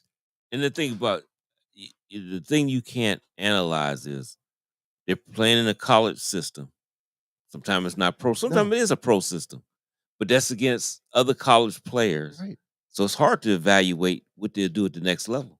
Sometimes guys look like, and then they get to the NFL and it just blow you out of the water. You'd be like, what the heck is this? You didn't know he was that good, but that's what happens. And I mean, that happened we know it happened with Brady.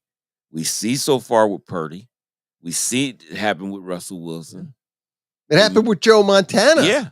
Joe Montana was what, 3rd? I believe Joe Montana was the 3rd round. Yeah, I'm pretty sure he was. And Walsh scooped him up from Notre Dame because they didn't, I believe one of the criticisms of Montana is they didn't think he quite had an NFL arm strength. Yeah.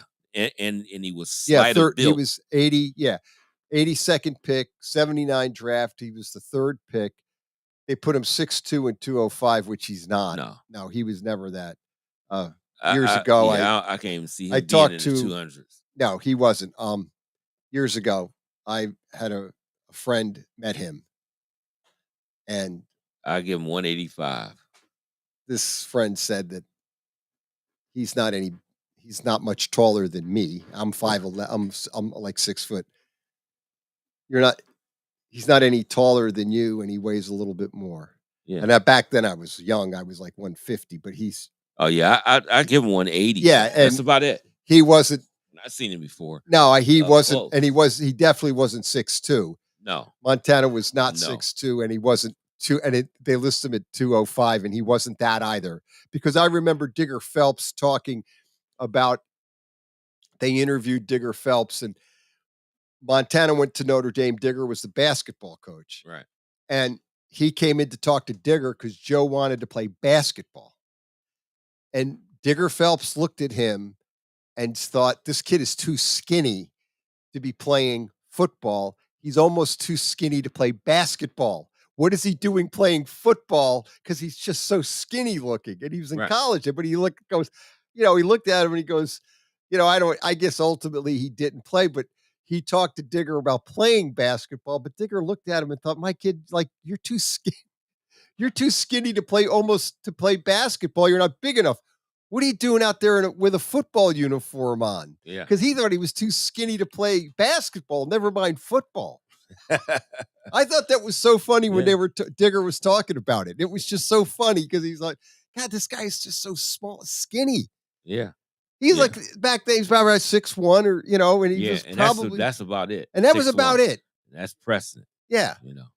But Montana was funny yesterday because he was the other day, he was talking, and he was just the way he was talking about drafting the quarterbacks. He goes, the league still doesn't know.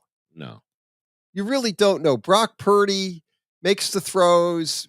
They keep hearing all this stuff. He can't, he's a game manager. And then Cam Newton got on this big thing with game manager, but he meant it in a good way. Yeah. See, they took it. And they all took it the wrong way. And he was talking to Warren Sapp, and I watched that thing. And Cam and Warren Sapp were talking, and ultimately they came to an agreement. And they're buddies, they're friends, and they parted because they had that thing with Sapp went back and forth with him. But Cam Newton's point was that's a good thing. A good thing being a game manager, right? And that's why I said when Jim Miller said it on their show, Moving the Chains. He said everybody's a game manager because you got so many things to take care of as a quarterback. He said, so when you got a lot of things that you're in charge of, what is that? You're a manager.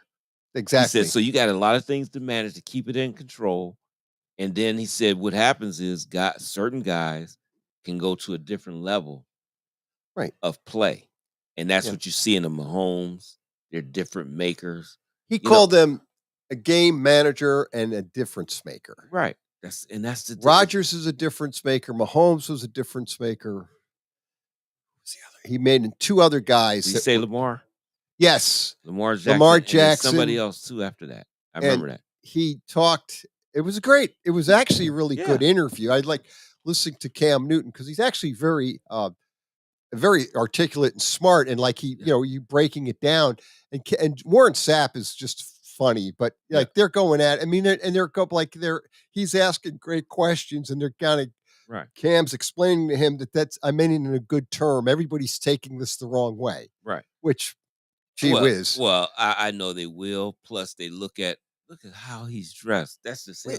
That's just his style. That's just stuff he's always. And he's done. got that hair all done. I mean, he's always been flashy, and he's Cam. He's kind of a personality. But he's actually, when you listen to him talk and break stuff down, I mean, he really knows the game. It was very interesting to listen to Cam explain to Warren Sapp what he meant by that game manager thing. And he kept saying, no, I mean this in a good way. Everybody's taking it the wrong way. Yeah, because they want to. They want to start. Yeah, they want to start. I got upset with Purdy, though. I did, because he was quiet the whole time, and then he finally had a comment, and he said, yeah, I'm a game manager, whatever, but I'm going to the Super Bowl. And and I'm one of it's two quarterbacks in the Super Bowl, and that means there's 30 other that's at home, and you're not one of them. Now, why are you taking shots? Don't take shots. Don't do that right now. No, Purdy. Don't do that. You haven't even won a Super Bowl. No. You got there. You did. You have a great team around. Low key. And keep doing what you're doing. He was doing good. He wasn't saying anything. Then he had somebody, I think, got in his ear. Oh, I'm sure that's what ultimately happens. You got to respond. He's a younger guy, and somebody got in his ear, like you said. Responded. He didn't need to respond. And he didn't need it. Because if you listen to the whole thing, that's not what he's saying. And that's what Jim Miller said. He said he listened to the whole interview. He said, I don't think Cam meant anything derogatory to anybody. He was telling you the difference. When he was explaining the difference, like to Warren Sapp, like I could see like what he was saying made sense. Like he was, and that's the whole problem is nobody listens to the entire interview. They just take snippets, and you could use this on anything, but they take snippets of an interview. Oh yeah, and they hammer that part of it. Yep. Like there was a guy. I forget his name. He was talking about like the women's basketball, and he made a comment, and they took part of what he said and ran with it as a negative thing. But if you listen to his whole segment, what he was basically saying is about pay, women, and WNBA not getting paid. But he's saying that you've got to have the demand and the TV contracts and the fans in the stands. Right. You don't have it. You don't have the ratings. You really don't have the fans in the stands. And it's like anything is the demand has got to be there. Right. And networks have to want to pony up a lot of money for your product. Right.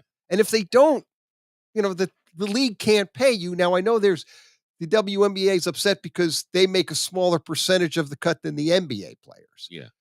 Okay, I get it. But I mean, at the end of the day, you always get back to, supply and demand and the ratings. Yeah. And TV money. And, if you have high ratings, you're going to get more money. Yeah. Yeah. And that's just the way it is because these, advertisers, eyes on the set, people going to the game. Right. You just got to have Yep.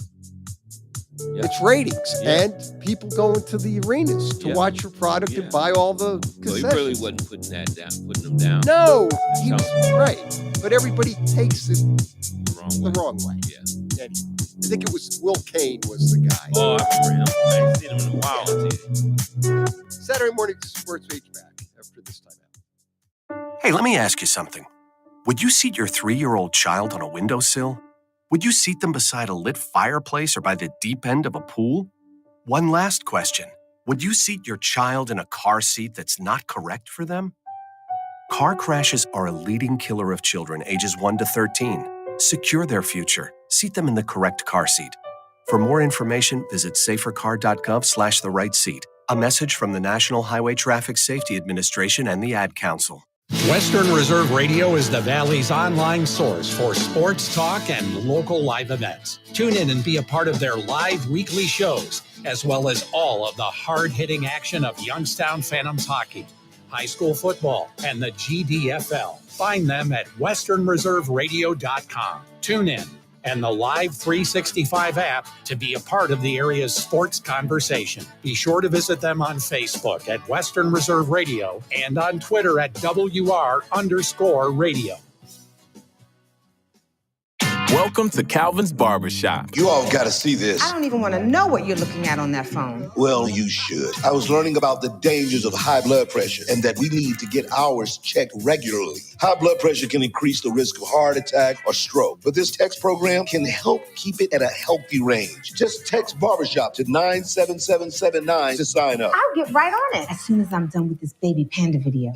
Text Barbershop to 97779. A message from the American Heart Association and the Ad Council. What do basketball, choir, drama club, and marching band all have in common? They're all high school activities that offer learning opportunities not necessarily found in the classroom. They take up just a fraction of a typical Ohio high school's budget, and they go a long way to giving young people the tools they need to thrive. High school activities, they're more than extracurricular. They're extra important, too. This message presented by the Ohio High School Athletic Association and the Ohio Interscholastic Athletic Administrators Association.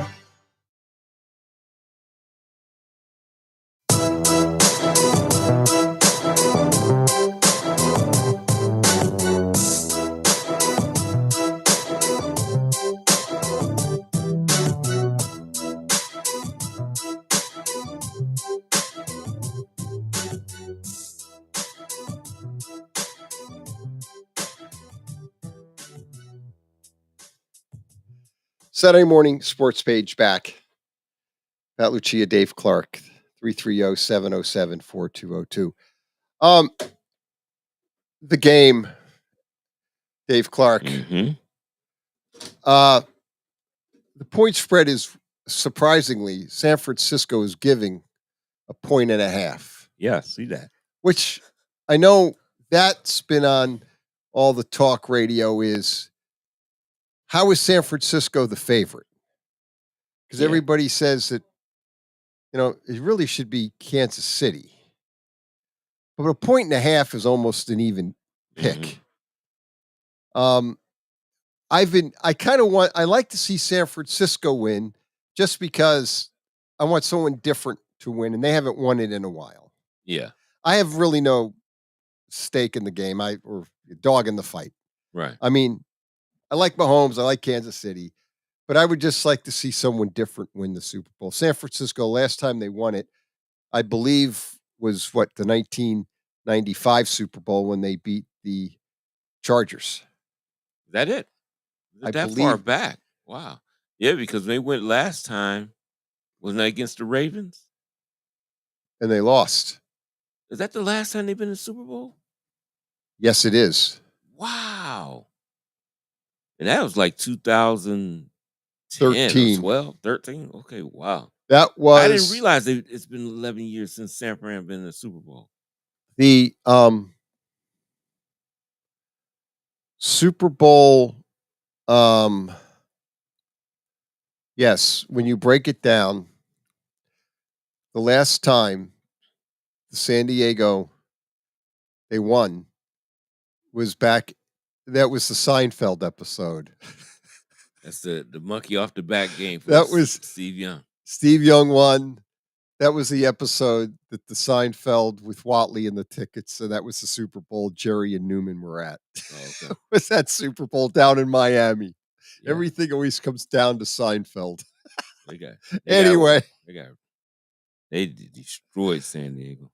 That was the game. They won.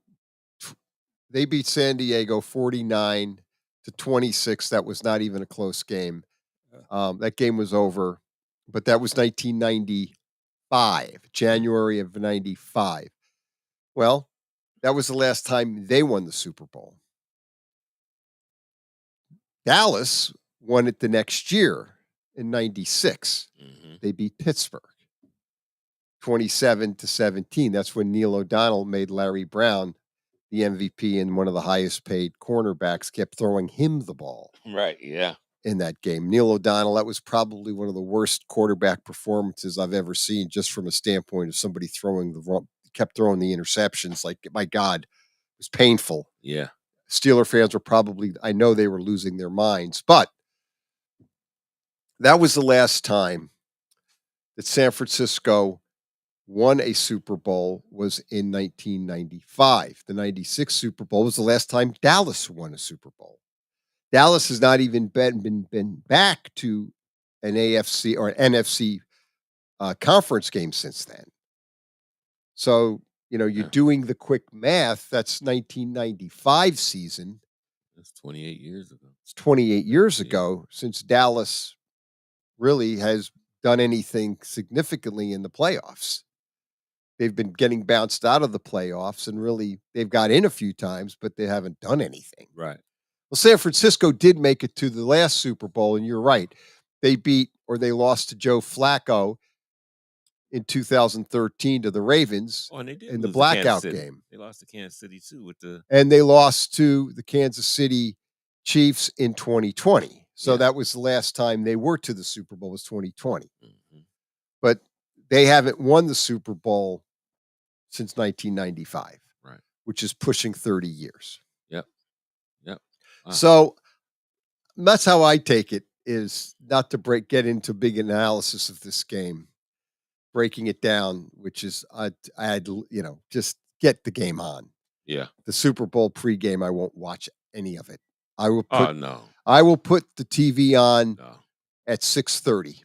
And tomorrow is my birthday too. Oh, good. On the Super Bowl. So I'm gonna be gone. You will be 29. Yeah. I'll go to You're church stuck there. first. I'm going to dinner. And I said we might find something else to do. I'm not watching. I won't see any pregame hype at all. I'll be gone until time for the Super Bowl. And then some of the people are coming back over and watching it. And that's kind of hard because I usually don't watch too many games with people because the way I look at it and the way they look at it is completely different. But I just can't wait for the game to get here. Yeah. A good ready. friend of mine just sent me a text. 4 years ago, San Francisco lost the Super Bowl to Kansas City. Yep. Garoppolo missed Sanders on the wide open down the pass. Yeah. But the defense of San Francisco fell apart. Ooh, yeah. There, people forget that. And Mahomes. Yeah. And the key is that, where Kansas City, if they can get Brock Purdy off, platform, right?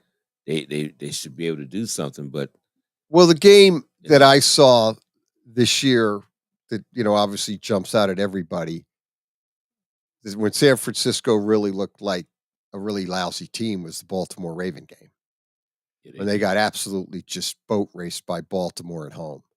Lamar Jackson just tore them apart. And their defense, their offensive line, the San Francisco offensive line was banged up, and Purdy was just getting rushed, and he didn't play well. And they brought in Sam Darnold, but I remember that. They that game sticks out that game sticks out the most. Yeah, that game of San Francisco's games this year, that was the one that stuck out. One that surprised me is the great play of Kirk Cousins when Minnesota played him on, I think it was Monday Night Football. Right. And that surprised me because, they were able to do a lot of things against them. So it's now, it's intriguing though. San Francisco has not played of an entire game, good game in the playoffs. They should have really lost to Green Bay. They got outplayed in Green Bay. They certainly got outplayed by Detroit. And if Campbell kicks 2 field goals, it's Detroit and Kansas City in this game. Call it for what it is. Yeah. Detroit gave San Francisco the game. San Francisco didn't beat Detroit. Detroit lost to San Francisco, Yeah. there's always a difference. Yeah, there's a difference. Same thing with Green Bay. Yeah. As Green Bay lost to San Francisco. So San Francisco has not played really a good game. If you break down their playoff run, the last good game they played was Washington in the regular season. So that's the game that they, dominated and won like San Francisco, we know. Right. But the playoffs has not been San Francisco's bag at all. So folks are thinking that if they get down, if they start off like that, They can't do that. they can't do that with Mahomes and Kansas City's. Some folks think that maybe this is the game that San Francisco puts it all together and plays 4 really great quarters. And they think that if they do that, they can beat Kansas City. A lot of people think don't bet against Patrick Mahomes because It's you hard always to do seem to that. lose. Yeah. And, Kansas City's defense has realistically been really great this year in the playoffs. Yeah. They have done a lot better than Spagnuolo has put an unbelievable defense, and he is a great defensive coordinator. He won the Giants, beat the undefeated New England Patriots. He was the D coordinator for the Giants. In the 08 Super Bowl, would have been the 07 season. Right. But he basically engineered that great defense to beat Brady and Belichick. Yep. So he's the guy. He's a guy. He can design some stuff. Right. Because usually you can run the ball against Kansas City. And that's the thing I thought against Baltimore. Well, that's what everybody thought. But they shut it down with his run blitz type things. So, it's going to be interesting. They can't let McCaffrey just go wild. That they can slow him down. And I think they do have to get the rush on Purdy. Yeah, they're going to have to rattle him. And they can. That's one thing it showed you the Ravens did. They rattled Brock Purdy, took him out of the game, and the game was long gone by then. Darnold tried to bring him back, but they were too far down the scoreboard to come back. But you did see the Ravens do that to the 49ers. And obviously the Niners just, never recovered from that. Yeah. From that. So the question's going to be, and Kansas City's played one more game than the San Francisco has in the playoffs. Mm-hmm. Not that I don't know if you bring anything from that. So, I mean, at the end of the day, I think it could be a really good game. It could be a touch. And the field goal kicker, Kansas City definitely has the better field goal kicker. Oh, yeah. Jake Moody. Moody's a wild card. I don't know. Has He not may make it. they drafted that guy, and he was a great kicker in Michigan. I don't know what happened. Yeah, I know. I don't know if it's in his head. I mean, he's just like the kicker the Browns drafted. Remember they drafted? Where did he come from? LSU? Yeah, it was. I have to look a couple that up. years ago. When Right. they drafted him, this guy couldn't make anything. He was a great kicker in college. I don't know what happened to him. I don't know what happened to Jay Moody. He's all over the board, missing field goals.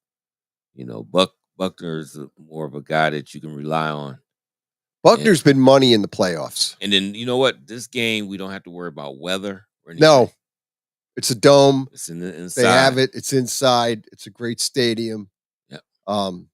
Vegas, great venue. People. Oh, I thought this was interesting. I don't. And then we'll get to the game. What I really thought was interesting this past week. I don't know if you heard what I believe it was the Las Vegas mayor said about the A's. I was going to call them the Las Vegas A's, but the mayor of Las Vegas basically said that she thinks that the Oakland A's should stay in Oakland. And not try to come there? Yeah. Well, they're trying to come there, right? They're trying. The Oakland A's are supposed to be moving to Vegas. But the Las Vegas mayor basically said the A's should just stay in Oakland. They should figure it out and stay in Oakland. Now, if you're a team moving to a city, and the mayor the mayor of the city, her name is Carolyn Goodman, said the Oakland Athletics stadium plan does not make sense, and the team should figure out a way to stay in Oakland. So what kind of it says that evidently Carolyn Goodman isn't exactly extending a warm embrace to the Oakland Athletics, who plan to build a $1.5 billion stadium in her city. In fact, Goodman said the team's stadium plan does not make sense, and the A's ownership should go back to the drawing board and pitch a new plan in the Bay Area. That means I don't want you here. I personally think that the A's got to figure out a way to stay in Oakland and to make their dream come true, Goodman told the Front Office Sports Today podcast, which was released this past Tuesday. So, in other words, the mayor of Las Vegas isn't giving a ringing endorsement for the A's to be moving into her city. She'd rather just keep the Raiders. So, And that's it. why don't you go ahead and take the A's should just go back to Oakland, figure out this way to stay there. Don't bother us. That's sad. They probably forced their way in. I don't know, but I wouldn't want to come.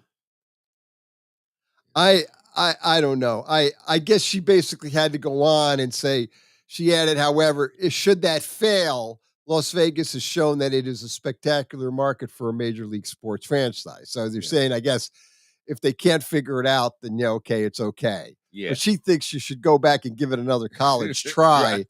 which they've been banging their heads against. You could just forget it. It's not going to happen. It's not going to happen. I mean, I couldn't believe, and we talking about dollars, how much money is in the NFL. I could believe that Oakland never wanted to get a stadium for the Raiders. No. They just wanted to leave them in Oakland, Alameda. And that old Alameda. Yeah. And they put that top level up. They added that level up for Al Davis. Yeah. And that was all they did. But they were never going to build him a stadium. Nope. No. And I know from reading this, Oakland A's have been trying to get something done, and they keep running into hurdle after hurdle after hurdle. And it's not going to happen. It's getting back to, Oakland government is blaming them, and they're blaming it's that finger pointing going back and forth. So who knows what's going on? It's like San Diego and the Chargers going to LA. Yeah. They could never agree on a park in San Diego. That's another place. I don't understand it. I mean, that's a place that no way you don't let the Chargers leave there. No. They've been there since 61. And for me, and being out there when I was in junior college to play, the atmosphere of San Diego sports, they love their Chargers and the Padres. Yep. They do. Loved them. It's a great sports city. Yeah. And the fans are really, they're could not passionate. believe it. They love their teams. Yeah. I could not believe it. And I can't even, I agree with you. I don't know why the San Diego, how they let that team. And the sad part is what that really does, it hurts the Los Angeles Chargers, because really no one goes to the games. They don't really have a true fan base. Right. So every game is a road game. Yeah. Yeah. It's terrible. I mean, they got to look into this, because it's not good for the Chargers. No. It's better for them to be on the road than to even play at home. Right. Because that's embarrassing. You're at your home stadium and it's filled up with the other team in most cases. It's always close to 50%. Sometimes the other team is more, but it's usually like 53-47. You shouldn't have that in your own stadium. That's what it's like all the time for the Chargers. The Rams do a little bit better, but it's still, it's bad. It's just the Chargers. They should not be there. No, they belong in. They should put. I don't know. Yeah. Roger Goodell and the league should figure out a way to get them back in the area. Anywhere in the area of San Diego. Yeah. And I know they had problems with downtown San Diego. They wanted to put the stadium where Petco Park is, where the Padres play, and there were issues there. The Raiders ran into the same problem. They wanted to put the stadium in the bayfront right on the water, sort of to speak, and they can't get they can't evidently get what they need through the city, and evidently it's been going on for many, many years. And the owner just threw up his hands and said, I can't do it. We can't stay in the Oakland Alameda Coliseum. They had possums in the growing or living in the locker room or in the where the sportscasters do the Yeah. game. They had possums in there, home of possums. So, Yeah, I should ask now you Mark got Means how yeah. you want to broadcast. Yeah. Now you're doing a broadcast and you look over and there's the possum Yeah, family. or right up under your feet. Or right coming. under your feet. Oh, no. Then you can't be careful because the animal rights people, you got to give the possums, you can't kill the possums. You got to do something with them. Yeah. You got to, transport them out and put them someplace, humane. Oh, my So because you have their rights. So you got animal rights to deal with, and you got possums living there, and announcers are trying to do games, and Yeah, that's just uncomfortable. the place is the place needs to be kind of leveled. Yeah. But evidently, what I heard, I may be wrong here, but I thought one proposal was, I guess Oakland was willing to level it and build a new stadium there, but they don't want to stay. The Oakland A's don't want to be in that location any longer. Right. The Golden State Warriors were there in that location next to the Oakland Alameda and then they moved into downtown San Francisco. That's right. Yep.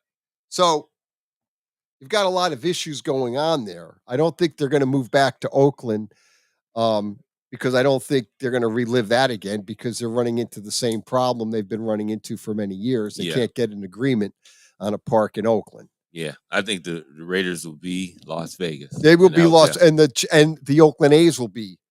They're probably going to be. Yeah, they're going to be they're going to be the Las Vegas Athletics. It's just a matter of they'll get the stadium done deal. I mean, I know the mayor doesn't want to. I don't know who's ponying up $1.5 billion. I don't know if they want Vegas to pony that up or part of it or split it. But evidently, the mayor's not that keen on wanting to spend that kind of money out there. Right. I'm sure they'll figure it out. Yep. Wow. But I just thought it was really interesting. Irish Mike just sent me a text. This is Twitter from Bruce Feldman. He said that UCLA athletic director Martin Jamon, what he's looking for in the Bruins' next coach, a person of integrity. We don't want to cut corners here. I want someone that's passionate, has energy. I want a teacher, a developer, and I want someone hungry. I want someone that wants to be a Bruin. So that's who the UCLA Bruins are looking for as far as being their head coach. Okay. And it looks like, thank you, Irish Mike, for sending me this. The Seattle Seahawks are hiring former Washington offensive coordinator Ryan Grubb. Ryan Grubb was originally slated to be the next OC at Alabama. And he's going to be Seattle Seahawks. So they got McDonald, right? Yes. Leslie Frazier out there. Yes. Wow. And now Ryan Grubb is going to be the new offensive coordinator. What I think is interesting. He was going to go to Alabama, you said? He was? Yes. He was slated. Okay. Wow. Supposed to go to Alabama. Okay. OC. Now he's going to Seattle. Okay. Wow. They're changing the culture. It's going to be something. This is looking forward to this coming season. Oh, it's going to be crazy. Yeah. What I think is interesting, these coordinators, NFL and college, are flip-flopping around. Yeah. Yeah. Wink Martindale's going to be a college defensive coordinator for Michigan. Yeah. That was shocking, too, when I heard that. I said, wow. I was looking for him to be at another NFL team. Me too. Yeah. But if you're a recruit, you want to go there now. If you're a defensive player, you want to go because you're getting coached by a defense. You're going to one of the best defensive minds in the game. Wink Martindale's a great coordinator. Yeah. You're going to get coached by him. Yeah. So if you're a recruit, you want to go to Michigan. Yeah. Yep. Oh man. I'm looking forward to that too. College football season. That's why I want the UFL to make it because that just keeps me football oriented. Yeah, what is it called? UFL. UFL. United Football League. Right. That's the thing because they combined. They merged. Yeah. Yeah, I think it's great. I think that's. I hope that takes off. Yeah. I hope they can keep a audience. And well, now like that you said, they're the TV, one, yeah, it may.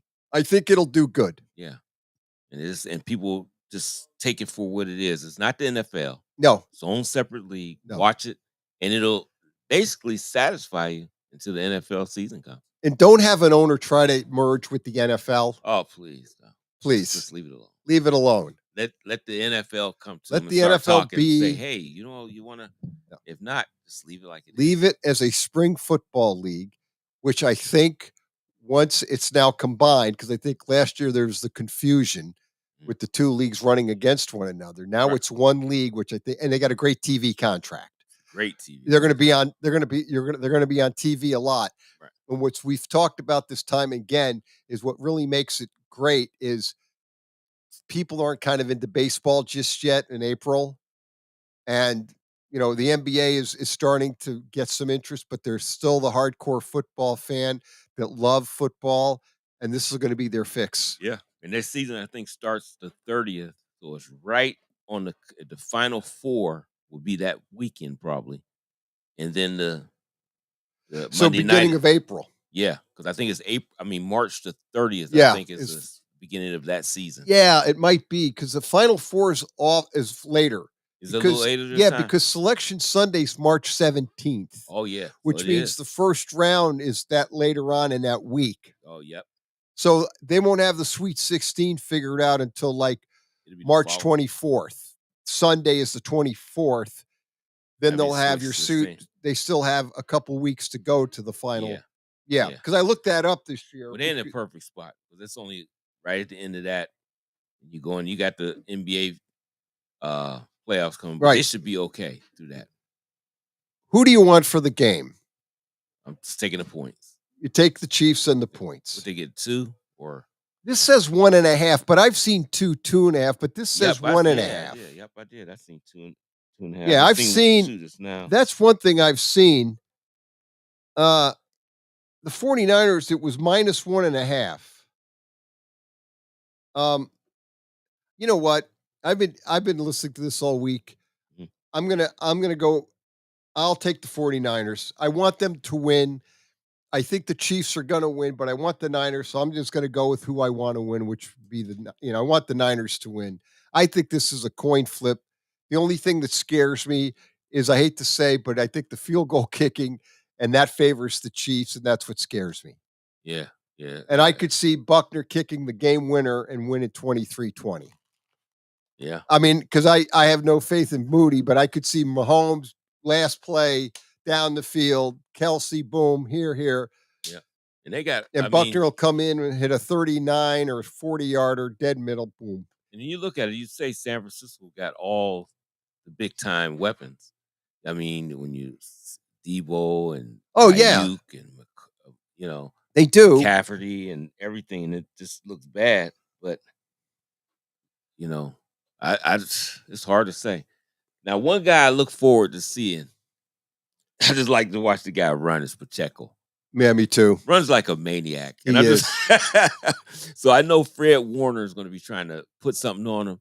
This guy seems like he doesn't even care. Because I done seen people try to intimidate him. He doesn't even care. He's from Rutgers, I believe. Yeah. And I remember watching him and I said, man, this guy runs He is hard. he's kind of like he's a driven, he runs like house on fire. I'm running, man. And he made Clyde Elaire run differently too. Yep. He runs harder. He runs harder. Yep.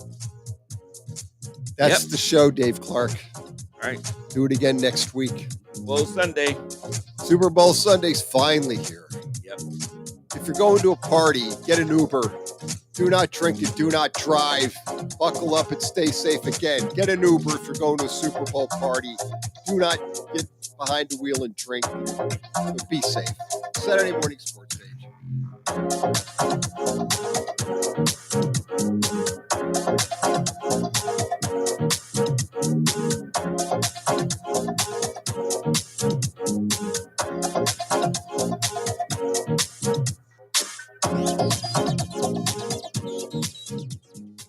You're listening to Western Reserve Radio, WRDB, The Scourge, a part of the Sports Map Radio Network.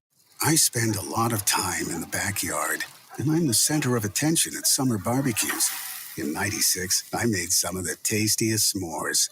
And in '09, it was me, your backyard fire pit, that accidentally started a wildfire when a summer breeze carried one of my embers into some dry brush. Spark a change, not a wildfire. Visit SmokeyBear.com. Brought to you by the U.S. Forest Service, your state forester, and the Ad Council. Only you can prevent wildfires. Hope you enjoyed your meal. And I just want to say, he's lucky to have a brother like you. Lucky? Caring for my brother is far from easy. But he's a part of me, like my arms and legs, so I'll be his. No time for tired. Nothing can disable this love. He needs me, but I'm the lucky one, even though I need help now and then. If you're caring for a loved one, visit aarp.org/caregiving for care guides and community. Support for your strength. Brought to you by AARP and the Ad Council. What if I told you that a tornado was going to happen tomorrow, right where you live? That it would touch down at exactly 3:17 p.m., and I told you the exact path it would take. You would, of course, prepare. You would talk with your loved ones, and you'd make a plan today. It's true, I can't tell you a tornado will strike tomorrow, but shouldn't you have a plan anyway? Go to ready.gov/communicate and make your emergency plan today. Don't wait. Communicate. Brought to you by FEMA and the Ad Council. This is Mario Andretti. You know me as a race car driver, but I'm also a Meals on Wheels volunteer. I've raced against the sport's biggest personalities, but I've never met more vibrant, amazing people than the seniors served by Meals on Wheels. You can make a difference by dropping off a hot meal and saying a quick hello. So, America, let's do lunch. Volunteer your lunch break at americaletsdolunch.org. This message brought to you by Meals on Wheels America and the Ad Council. During the fall and winter, grilling season never ends, and Gessler Propane is your local supplier that makes sure you get your hard-earned money's worth. Why go to gas exchanges to pay higher prices for tanks not filled to capacity? Gessler Propane makes sure you're prepared for year-round grilling with 100% filled tanks at a reasonable cost. See Bob Monday through Friday, 10 to 4, and Saturday, 9 to 3 at Gessler Propane, 702 Youngstown Poland Road, Struthers, or call 330-755-9119. Gessler Propane. They got gas.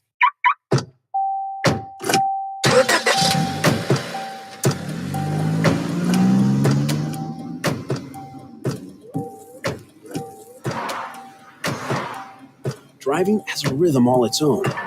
Don't wreck it with a text. Before you get behind the wheel, silence your phone. Or better yet, designate a texter. For more text-free driving tips, visit stoptextstoprex.com.